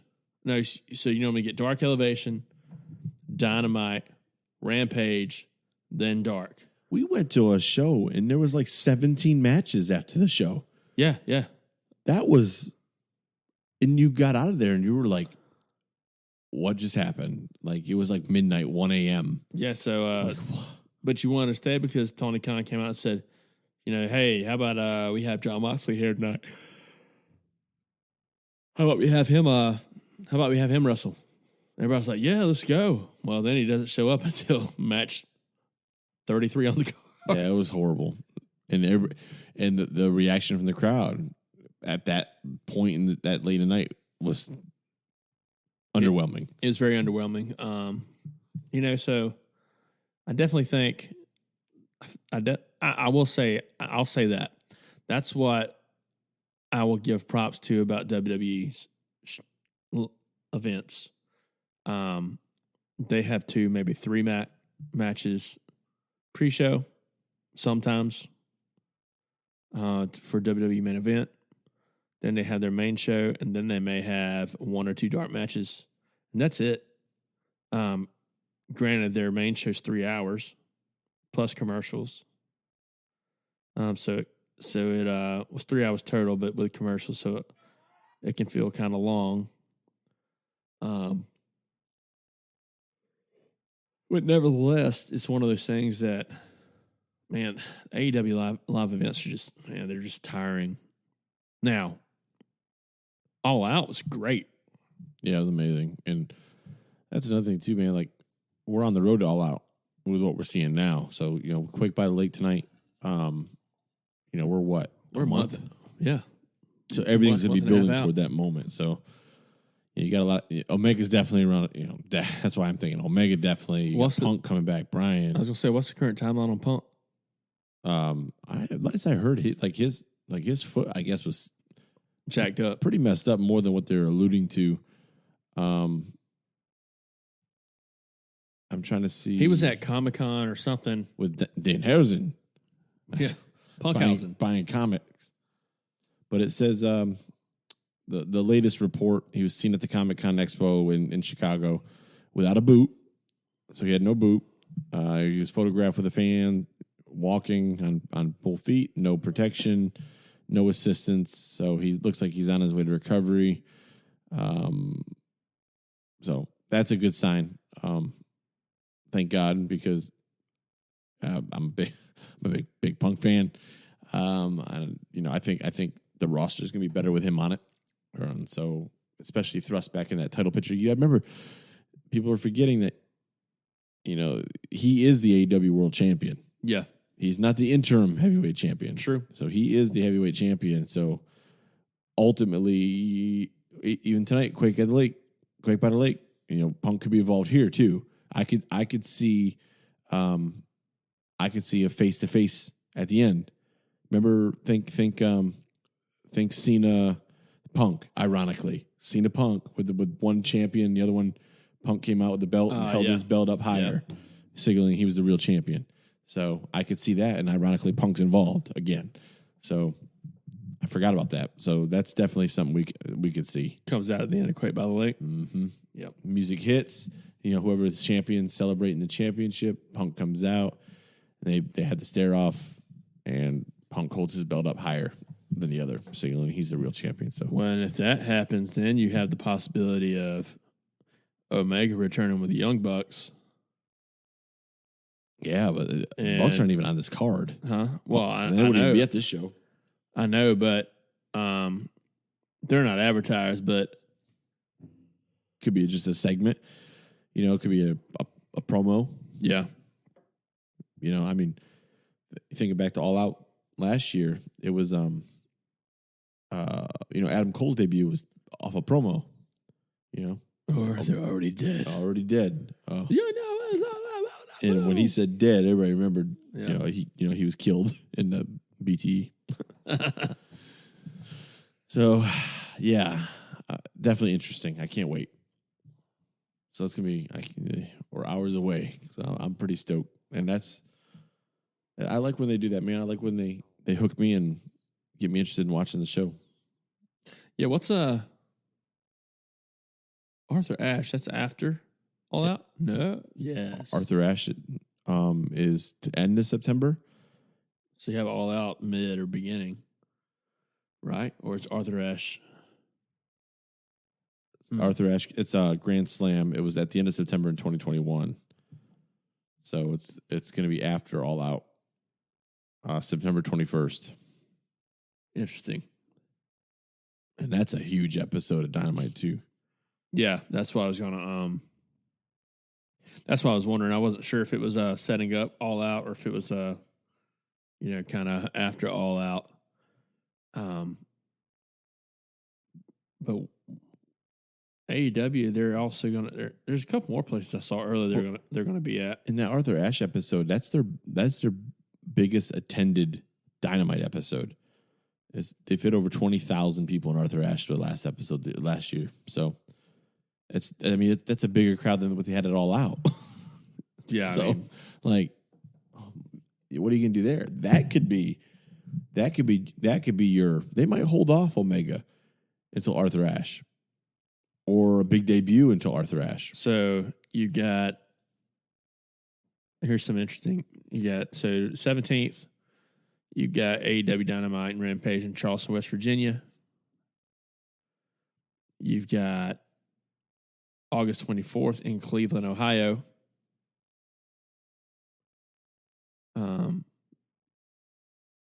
Then you have AEW Dynamite Chicago on Wednesday, October 31st, August 31st, excuse me. So that's Labor Day weekend. Mm-hmm. They have Rampage Friday, September 2nd, and All Out on Sunday, September 4th. Labor Day the following day. And then September 7th, they're back in Buffalo, New York. Then they have Albany, September 14th. The old Pepsi Arena. I know where that's at. Yep, they're Not MVP called Pepsi Arena anymore. It's called MVP Arena now. And they have Arthur Ashe, September 21st. Man, that's 2 days before my birthday. Yeah, it's the New York loop. Queens, New York. Then Philly, September 28th. DC in October 5th. Oh, and then they have a Battle of the Belts October 7th. Oh, that's one of those TNT special shows. Not a fan. We were there for Battle of the Belts. It was in Charlotte. Yeah, we were at one, and You talk about underwhelming, man. it was, man, they started the night off hot that night with Dustin versus Sammy Guevara. Oh, that was the Canadian Destroyer off the side of the ring into Yes. the table. Oh, Yeah. yeah. Amazing. Speaking of Sammy Guevara, congratulations, Sammy and Ty Yep. Conti. Yep. On their wedding. Saw Tony Khan dancing, too. That was pretty cool. And I saw that Cody Rhodes was there. Saw Alan Five Angels there. Absolutely amazing. And so congratulations to the happy couple. May your marriage be blessed. Yeah. So Yeah, but that match was amazing. yeah, and just everything after that was just kind of downhill. Total opposite what you wanted to do. And yeah, it's just one of those things that you didn't have none of your really big names there that night. I mean, if I remember correctly, we ended up seeing Hangman. I think Hangman might have been the champion at the time. I don't remember, or maybe he was chasing. But just one of those things that Battle of the Belts is kind of underwhelming, and when it's a quote unquote TNT special spinoff of Rampage, I'm just like, just catch. Even though they're live, it's just hard for me to tune in. Gets me off schedule. Yep. You know what I mean? But what else we got going on in the wrestling world? Man, that's the biggest thing, man. Quake at the Lake tonight. That's something. That's just what I'm looking most forward to. I can't wait. Can't wait to be able to recap it too, because I think it's going to be something really special. Yeah, I haven't seen much else going on really. In regards to everything going on, show wise and everything else. It's just been a rather quiet week. Although Gail Kim did make an announcement saying that she Paige. that the door is always open for Paige to come through it That's not going to at happen. Impact. Yeah, that's not going to happen. Sorry, Gail.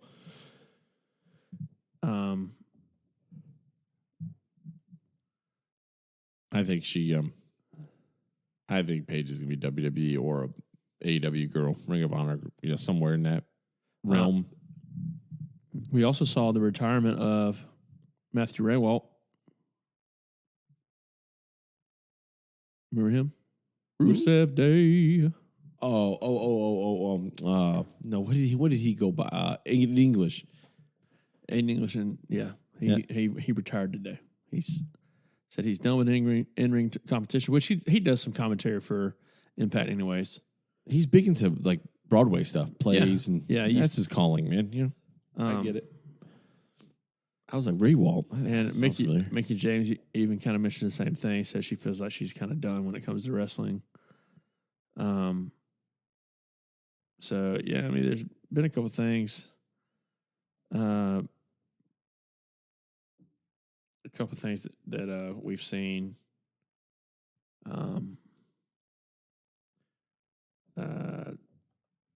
Jordan Grace commenting on the possibility of Jonathan Gresham joining Impact. That could happen for sure. Yeah, just said, you never discount the possibility type of thing. Kushida showed up on Impact. So, and if you're not, we kind of touched on this with Tracy Myers last week, but man, if you haven't called Impact, tune into Access TV, AXS TV. I think it's on Thursday nights around 8:00. The roster's stacked. The roster's good, and although the crowds aren't as big, obviously, and although they may be quote unquote pre-recorded, I watched it the other night, and Doc Gallows and PCO had a heck of a match. Absolutely, they are amazing. I love Doc. You've got some pretty good names out there that I feel like allows Impact to be prominent, even though they're not trying to be the big. Well, maybe they are, but it's one of those things that we understand that they can't compete with the AEW and the WWE. We understand that, and I don't even think they're trying to, man. I just think they're trying to be an alternative to the alternative. Yeah, it's okay. It's okay to have. It's okay to not have a monopoly on something. It's okay to have choice. It's okay to have competition. It's okay to have differences, and that's the cool thing with. All right, so WWE, AEW, Ring of Honor, Impact, CYN. Those are 5 companies, 5 different rosters, 5 different visions. Even Ring of Honor being a part of AEW or being owned by AEW, which that leaked today too. That whole deal's not completely done yet. What's that? Ring of Honor AEW? The purchase isn't complete yet. It's still listed Sinclair Broadcasting as the owner. Because Tony was running into an issue with trying to do something, and he's not the actual owner of it yet. So I think that's why they don't have TV rights deal yet, because Tony's not even listed, not even the full complete owner. Makes sense. Ring of Honor yet. But you have 5 different companies or subsidiaries or whatever you want to call them with a complete NXT. You have complete different. What's the word I'm looking for? Subsidiaries or parts of wrestling. I mean, they have complete different rosters and visions and different ways of doing things, and it's not a bad thing. You've got Impact Wrestling Emergence this weekend actually. If anyone is looking to try and watch some Impact pay-per-view, I think you can catch it on Impact Plus and maybe YouTube TV, Fight TV maybe. You have to check me on that, but then they have one of their larger pay-per-views, Victory Road. Well, I say it's larger. That one won't be too large. It's Victory Road and stuff. Their big one's Bound for Glory, or one of the big ones is Bound for Glory. That's in October. So yeah, just keep checking in and stuff. I'm a fan of the Impact Wrestling pay-per-views personally. It's every time I've watched their shows, it's been pretty entertaining.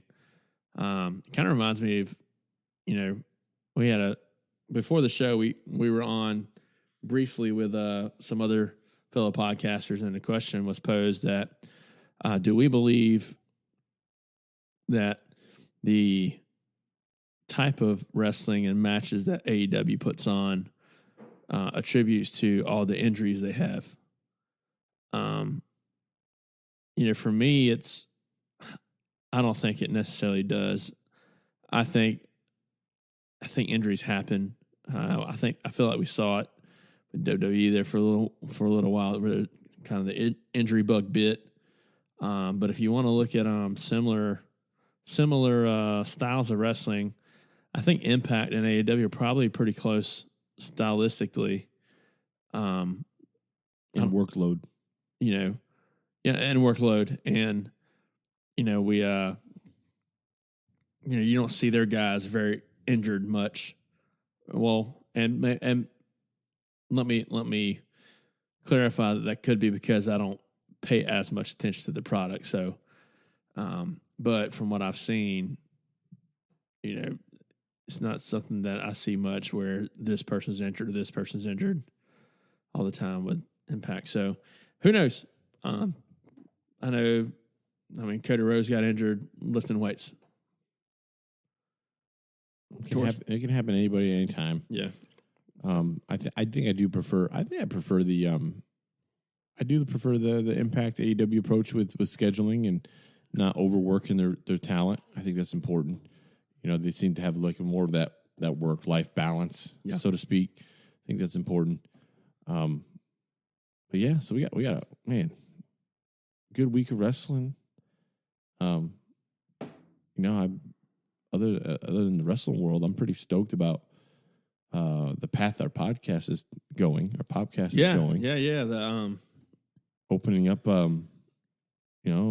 opening up different routes and different types of guests. I think we're moving toward, and entering the world of music. Your wife, her brother, right? Yeah. So in 2 weeks we'll have country music artist Taylor Engel on with us. He, my brother-in-law. We'll talk more about how he got into the biz and all that. But he back in June played at Carolina Country Music Festival. Did he open for Rodney Atkins? Was it?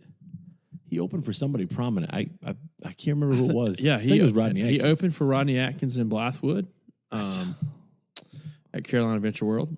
That's what I'm talking about. There. He opened up for him.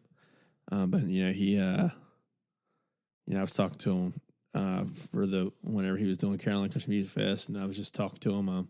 He hung out with Dina Carter, Strawberry Wine. I believe that's who it was. Yeah, that's Dina Carter. I remember that hit. No, I'm saying, I know that's the hit. I'm believing that's who. He was hanging out with. I believe that's one of the people he was hanging out with. We was talking. He's like, "Yeah." And Jason Aldean texted me. I was like, "What?" All right, perfect. So Taylor, he's like, "Yeah, he sent me a text. He said he wanted to meet me and stuff like that." Regardless of what Dave Foster says, I love country music. I do. That's what I grew up on. So I think I'm excited. I'm coming back around to country music. Country music, 90s country though.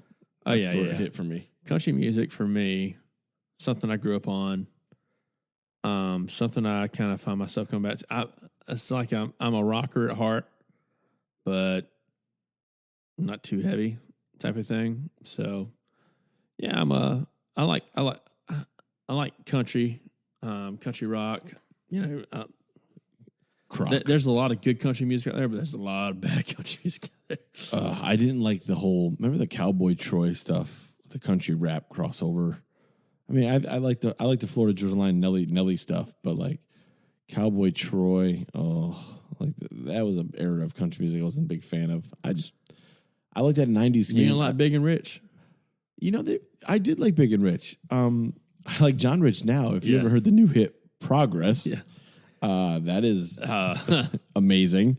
Very, very, I guess for lack of better words, you could tell his opinions on things by listening to that song. If you're ever wondering which side of the aisle he might vote on, just listen to the song. You'll find out real quick. Yeah, Progress. So I think John Rich, Big and Rich are very talented. I liked I was a Toby, Tracy, George, Garth. Yeah, I like those are my big stars. By the way, I watched I didn't realize how much I appreciated her, but I watched that new Netflix documentary on Shania Twain. Absolutely amazing. Shania Twain, hearing her as a kid. She's Canadian. Yes. She don't shave her legs in the winter. Oh. That's there's a whole interview about that. That is sick. I'm like, why? Women, shave your legs. Man, I feel like a woman. That don't impress me much, bro. Any man of mine. Yeah. But I'm a big fan of Shania Twain. I think she lyrically, and I think she was amazing. I think she was definitely a trendsetter or a trailblazer. See, I wasn't a Shania guy. I think you will be if you watch the documentary. I was a Reba guy.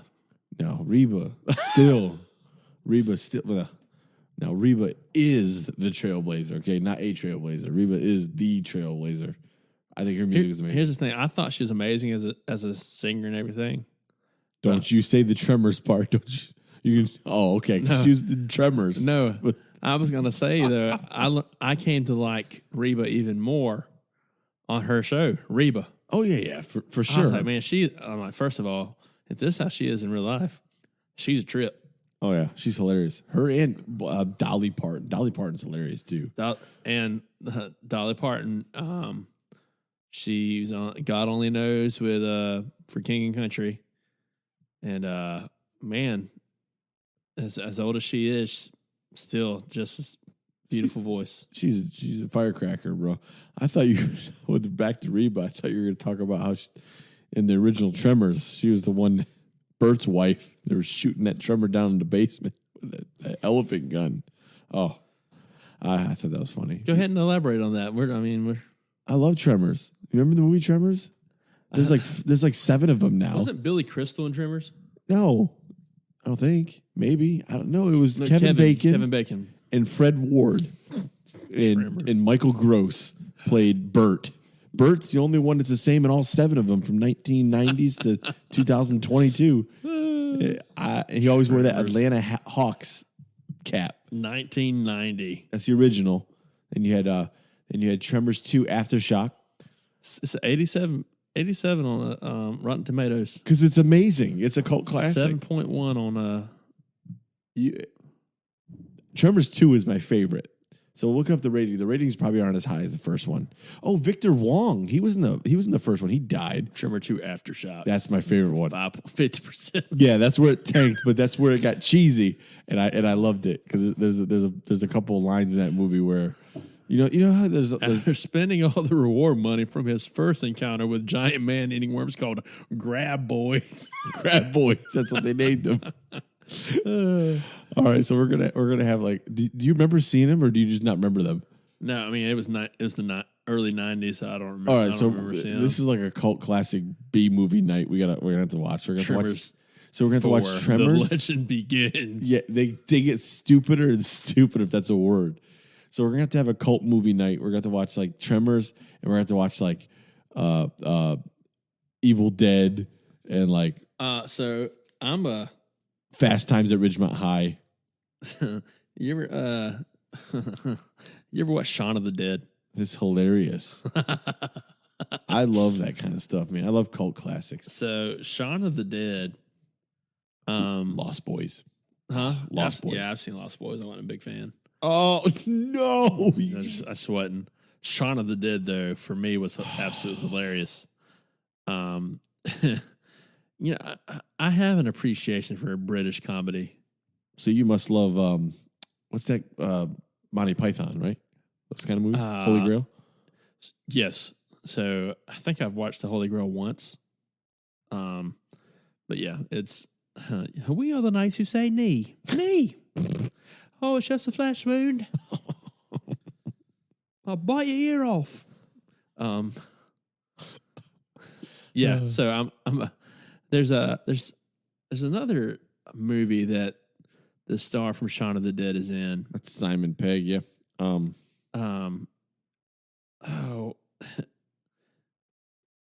it's is it Zombieland? Is he in Zombieland? No, Zombieland's Michael Cera and Woody Harrelson. Hot Fuzz. Maybe it was Shaun of the Dead then. Hot Fuzz is Simon Pegg from Shaun of the Dead. Yeah, I haven't seen Hot Fuzz. Paul. Remember Paul? Paul. That's such a horrible movie. No, it's hilarious. It's funny, but it is. Do not let your kids watch it. Quite inappropriate. It's a good one. Because I love Seth Rogen. Seth Rogen. Neighbors. He's funny in Neighbors too. That's what he does. He does do that. No, so Zombieland. I'm a fan of Zombieland too. Yes, it's amazing. Zombieland was funny. It's got, like you said, Woody Harrelson. It's got Jesse Eisenberg. Not Michael Cera, Jesse Eisenberg. I screwed that one up. Jesse Eisenberg. He's hilarious. And the redhead played Easy A there. Emma Stone. Amber Heard, our fave. Amber Turd, as she's been referred to. I love Zombieland. Bill freaking Murray. Let's not forget about Bill Murray. Oh yeah, he played. There's another one I'm looking for. It's right around those same movies, like Zombieland, Shaun of the Dead. So it's like a parody. I don't know if it's a parody. How about did you ever see I can't, why am I the Michael Cera movie with Jonah Hill? The underage drinking. Why is it I'll tell you a show I used to absolutely love. Escaping me.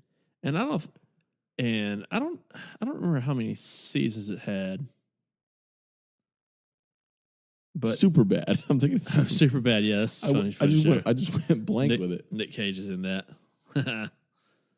He's Big Daddy. What? Super bad? No. Nick Cage is in Super bad. No. No. I'm thinking of Kick A. My bad. Kick Ass. Yeah, that one. Yeah. My bad. Yes. No, Super bad's funny too, though. You're super bad. Jonah Hill. Jonah Hill is hilarious. Speaking of a transformation, that guy, he lost a ton of weight. Well, I forgot he had a cameo in Click with Adam Sandler, Jonah Hill, and he came down the stairs. He's like, "Well, maybe they wouldn't mistake me for Rosie O'Donnell because he looked just like Rosie O'Donnell in the movie." Oh, Tucker and Dale versus Evil. That's hilarious. Yeah, I love Tucker and Dale. That was a Netflix. Tucker and Dale versus Evil. So there's a show called Reaper that Tyler Labine stars in. Okay. It only had 3 seasons. 07, 08, and 09. I used to absolutely love that show. Now, I'm 95% positive I won't ever let my son watch it, or my daughter. But it was really funny. But Tucker and Dale versus Evil. That's another one of those movies. And that movie is an hour and 29 minutes long. And it's perfect, and you're laughing the whole time. So funny. When he dives in the wood chipper. Oh, I lose it, man. Yeah. So basically, if anybody ever wants a cheesy, I guess you want to call it a B movie, but man, it was so well done. It was a 7.5 on IMDb. And it was Pirate Steve. 85% on Rotten Tomatoes. Steve the Pirate played the main role from Dodgeball. I can never remember his real name, but all I know is Steve the Pirate. It was Alan Tudyk. Sure. I'll take your word for it. But it's essentially a movie. It's a parody about like okay, these young kids are going to stay at this place, and they run across the stereotypical scary looking country people from the backwoods, and so you go through the whole thing thinking like they're trying to like hurt them, but in all actuality they're just the sweetest guys, and like all the people are in the wrong place at the wrong time. 2 scruffy pals, backwoods vacation, takes a Okay, two scruffy pals' backwoods vacation takes a bloody turn when ignorant college students mistake them for a pair of murderous hillbillies. Well, I think I nailed that. I nailed it pretty good. But yeah, that's that. So it's called Tucker and Dale Medieval or Do Evil? No, versus Evil. Yeah. That's so that hilarious. here's the thing, guys. 92% of the people on Google like this movie. Exactly, because it's awesome. Story of my life. Man, I mean, I love the. These are the type of movies I like. I don't mind. I like stuff like this. That's stupid. The humor. knucklehead, Yeah. the knucklehead comedies. Yeah. Like, so you must love Harold and Kumar. I love Harold and Kumar go White Castle. This is my favorite one. Same thing with Shaun of the Dead. 92% of people like the movie. It was very good. I used to watch some Van Wilder back in the day. Whoa, you talking about leaving the kids at home? Yeah. Well, Yeah. yeah. I said used to. Yeah. American Pie. I watched the first Van Wilder with Ryan Reynolds, Oh yeah. Oh well, it's Ryan Reynolds. and after that, I didn't watch any more of them. Dude, American Pie. Tell me you've seen American Pie. Yeah. Okay. Leave the kids. They at have home. like 13 of them now. Yeah, they're all good. Yeah, it was one of those things. After American Pie, I was like, all right, I don't know if I ever want to eat up pie again, but Yeah, you don't want pie, and you don't want to go to band camp, and you don't want hey, a trumpet to go. 28 Days Later. You saw that movie? The one with Josh Hartnett with the vampires. Josh Hartnett. I mean, he's such a horrible actor. You know, he's different. So there's No, he was not in 28 Days Later. Was that the vampire movie? Or am I thinking 28 Weeks Later? Or I don't know. There's a vampire movie. So 28 Weeks Later is the sequel to 28 Days Later. Is this a vampire movie? I don't think it's vampire. I think 6 months after it's about an epidemic. Oh, COVID. So a group of misguided animal rights activists free a caged chimp infected with the quote-unquote rage virus from a medical research lab. Monkeypox. Well, there you have it, guys. So I'm thinking of 30 Days of Night. 30 Days a Night. Josh Good Hartnett. movie. That's a good movie. Yes. Yeah. But we're going down a rabbit hole with all these different movies. It's a We good talk movie, about too. like 100 different movies. But so this week, I do want to see Bullet Train. I have not been able to see Bullet Train like I wanted to yet because work schedule has been insane. And Elliot, you've been busy too, but I think that's one of the ones I want to see this week. Have you read any reviews so far from it? I haven't because I try to shy away from spoilers, but just looking at I'm a big believer in Internet Movie Database. Yeah, that's what I'm thinking. I'm thinking IMDb or Rotten Tomatoes or something like that. And it's 7.5 out of 10. So Same thing as Tucker and Dale versus Evil. Perfect. and 90% like it. So, I mean, it's Brad Pitt. I mean, it can't be terrible. Listen, well, it could be, but it's this is the type of Brad Pitt role that I'm like, yeah, okay, I can watch it. and it's got my crush in the movie. Bad Bunny. What? God no. Sandra Bullock's in it. Sandra Bullock. She's a pretty lady. Yeah, she hasn't aged a bit. She's Canadian too, ain't she? Or she wasn't the proposal. Pretty sure she's from like Georgia or somewhere. She wasn't the proposal. Oh. Sandra Bullock, where are you from? Canada? She was Canadian in the proposal. I'm mixing up her real life and movies. American actress. She's from Arlington County, Virginia. There you go. Okay, Canada. So I totally mixed up. Mason Dixon line. I totally mixed up her character in A Proposal with her real life. So she was Canadian in that movie. Sorry.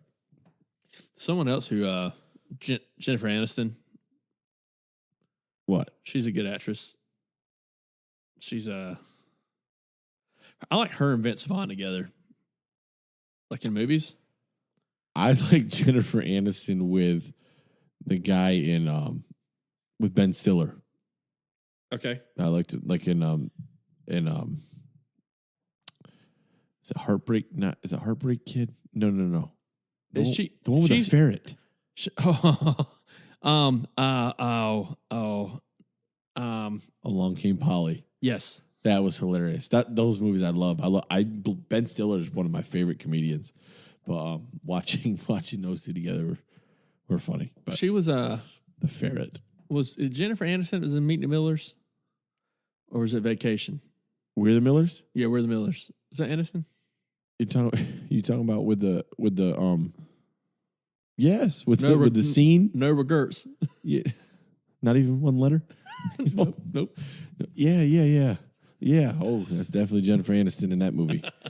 Yeah, We're the Millers is hilarious. And that guy, he came Jason Sudeikis. Yep. Yeah, that movie's hilarious. And I love the part where the kid gets bit on the balls by the spider. There's a spider on my balls. He's just going off. No, Jason Sudeikis is funny. My brother. Don't let your kids watch that movie. Nope. My brother told me he's there's a what does Jason Sudeikis stars in a show on Apple. That's probably hilarious. It's he's like a soccer coach or something in the movie. Is it a movie or a show? I meant the show. It's You talking about Ted Lasso? Ted Lasso. Yeah. Somebody's told me Jonathan. Jonathan, yeah. Has mentioned Shout that. out Jonathan. Yeah, shout out to Jonathan. He's mentioned that I need to watch that one because Sudeikis is funny, man. Oh, Horrible Bosses. He was in Horrible Bosses. And so is Jennifer Aniston.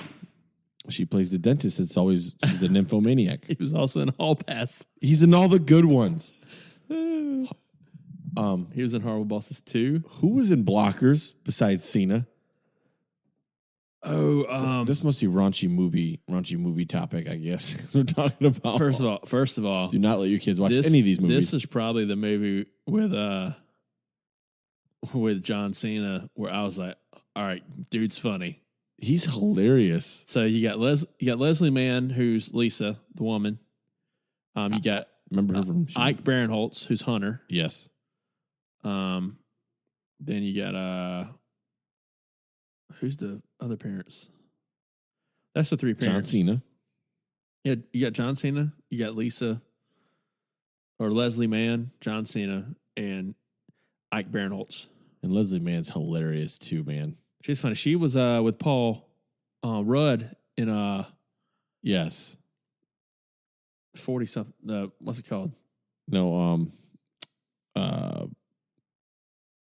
she was I don't think they were dating. I think she was the sister. I can't remember how exactly it was, but she was in Knocked Up. She was in This Is 40. This Is 40. That's the one I was thinking of. She's hilarious in all of her films. Isn't she? Remember George of the Jungle back in the 90s with Brendan Fraser? Yeah. So, which one? George of the Jungle. 97? Yep. Oh, I forgot that was her. That was her. She looks the same. Yeah. So 25 years ago. I always remember. I think it's funny with This Is 40 with Paul Rudd and Paul Rudd and Leslie Mann. They're married in the movie because he's asking her to check his hemorrhoid, and I'm like, first of all, I will never ask my wife to check. Is it getting worse? I think that's the same movie where he was with I maybe get some movie confused, but Slap of the Bass Man. No, that's Paul Rudd. Yeah. And that's not This Is 40. That is I Love You Man. Live. Okay. I Love You Man is one of my favorite movies. If not, that's one of the movies where I could legitimately, if it's on, I'm watching it. You know, it's one of those things where like, I have to watch it. I think it's hilarious. It's They were big fans of Fish or Sticks. Band. Neither. I don't think it's neither. It's Rush. Rush. That's it. It was Rush. Today's Tom Sawyer. I owe you. That whole movie's funny. I think it's why can't I ever think of his name? Oh, he's in Muppets. He's in the Muppets movie. Exactly. Not Paul Rudd. That name always slips me. But he's hilarious, man. And he's got a lot of funny parts in that movie. And it's got the Hulk there. Lou Ferrigno? Yeah, Lou Ferrigno's in that movie. He plays himself in it, which is hilarious. Jason Segel. Jason Segel. Yeah, he's funny. He is funny. But watching that movie is amazing. But as far as what we got coming, I mean, we just talked about like 50 movies that we've seen or need to see again because they're funny. Yeah. Bullet Train, definitely got to see Bullet Train. Yeah, Bullet Train. Other than that, Fall is coming out. I think it's. I don't know. Is it coming to theaters or is it going straight to release? No, it says theaters next week. Probably definitely. No, this week. Fall's this week. I think I'll give it a look. Fall. That's a fall movie. Interesting. Yeah. They fall. They hit the ground. They die. The end. Made by Lionsgate. It dropped 30 plus F-bombs to change their rating from R to PG-13. So that's low budget, $3 million. Maybe might have to give that one, I guess, to give it an honest opinion, but it's a short movie. We'll see. What you looking at time-wise? An hour and 40. Oh, okay. So I might give it a look. Well, anything else coming out this week? No, I've heard several people say need to watch Where the Crawdads Sing or something like that. Where the Crawdads something. Lindsay's got the book. I saw it the other day. I was like, oh, hey, they just came out with that movie. She's like, oh, yeah, I know. I wanted to read the book first, though. I was like, oh, very nice. But what else we got? Man, I'm looking at actually next week, man. I'm looking ahead. That movie Beast with Idris Elba. Oh, yeah. That's next week? That's the 19th, man. Then I was not thinking my weeks were. And just looking at the cover art, I wasn't thinking of my weeks correctly then. I love Idris Elba. Yeah, he's good. He's so talented. Actually, one of my favorite movies with Idris Elba in it was a movie called Obsessed. Hobbs and Shaw. Oh. No, God. You talk about the worst installment of the series. No, it's not. Well, no, they went to space in the last one. They got worse. You're right. The second to worst one in the series was Hobbs and Shaw. Trash. Anyway. I was a fan. So Jason. horrible. Wasn't it good? Jason Statham. I'll be all right. And Dwayne. Jason. I was a fan, so don't hold it against us. Yeah, whatever. But yeah, I'm looking forward to Beast. So Idris Elba, he was in a movie with Obsessed with Beyonce was his wife, and this I guess attractive white lady became employed at his work and lied about like an affair he was having, and it created a lot of drama and tension. It was good. I like drama.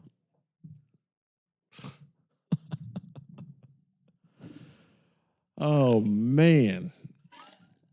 Other than that, maybe you got we will hit on that point because it is a big topic. Former President Trump's house raided. One of them. Yeah, Mar-a-Lago. Yeah, that's a big deal. Obviously, it was done for a reason. What that reason was is we don't know. I mean, the director of the FBI that he appointed was the one that raided his house.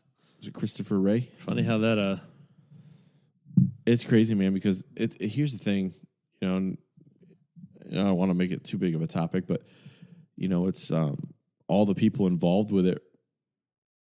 It's fishy. You have the Attorney General's Merrick Garland, who was the one that had his nomination to the Supreme Court revoked. Because that was who Barack Obama nominated to the Supreme Court, and the Republicans said no, we're not letting you do that during election year, and he never got the Supreme Court vacancy. He's the Attorney General. Then you got Christopher Wray, FBI director, who Trump wanted to fire, ironically. And then you have somebody else involved in it too. So I don't know, man. It's peculiar. I don't know. I don't like it. You know, people have had a big problem with Trump as a candidate, as a president, and now as a possible reemerging presidential candidate. So it's just crazy, man. I'm just sick and tired of hearing of all the crap. You know, like I just want to not hear about Donald Trump. I just want to not hear about somebody trying to take him down. Like, can we focus on something else, please? You know, anytime that you see something, and, you know, not to get too conspiracy theorist here, but I don't know. I feel like anytime something supposedly super big happens, I then wonder if what else should I be paying attention to that's not so big in the headlines, you know? Yeah, what's taking it? What are they taking your attention from? What are they taking my attention from? You know, whether it's... I'm a believer in that. I don't think that's conspiracy theorist. I think that's fact. I mean, there's always things that happen behind the scenes that we don't necessarily... People don't necessarily want us to see. You know, I mean, you know, several outlets, you know, pointed to, you know, Hunter Biden, everything that's going on there, which to be honest, I'm not sure what all is going on there.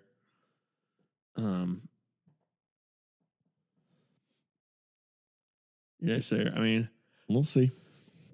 Who knows? We can all agree. I think just the end result here, man. The end goal is they don't want Trump to run. Oh, for sure. That's what it is, man. Like regardless if they have something or don't have something, their mission is to make sure he doesn't run. You know, but you know, assuming President Trump is, you know, found guilty on charges of storing classified documents at his home and taking them away, that does solidify that he can never run for office again. Well, and he can appeal. They said he could appeal and like might be able to get away. There's loopholes and everything. My question becomes, how fast does the system work? Depends on how bad they want to achieve what they want to achieve. Exactly. The court systems are backed up. You know, yeah. I mean, here's my take.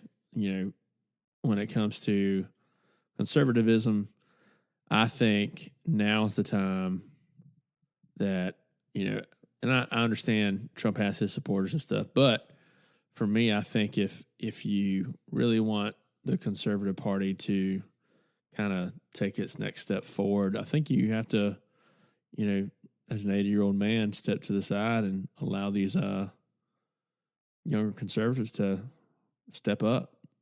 I know that kind of for some they may feel like that puts the party in jeopardy, but I'm a Rick DeSantis fan. Ron. Yeah, I don't know why I said Rick. I was looking. Because it's early. Yeah, I was looking at something else.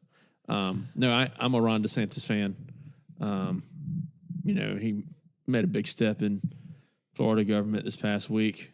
Kind of say just to kind of make the statement: nobody's above the law. Doesn't matter your title, or your position, but yeah, I mean, definitely some interesting things coming down the pipe for sure. And then I thought this was interesting. Just broke. I've been on this podcast, but Elon Musk sells almost 8 million Tesla shares worth almost $7 billion with a B. Right, so what does that tell you? Yeah, so it looks like a Tesla stock going down. Yeah, even after he promised that he would not sell any Tesla sales after April 28th. So obviously, I think this has something to do with the Twitter thing.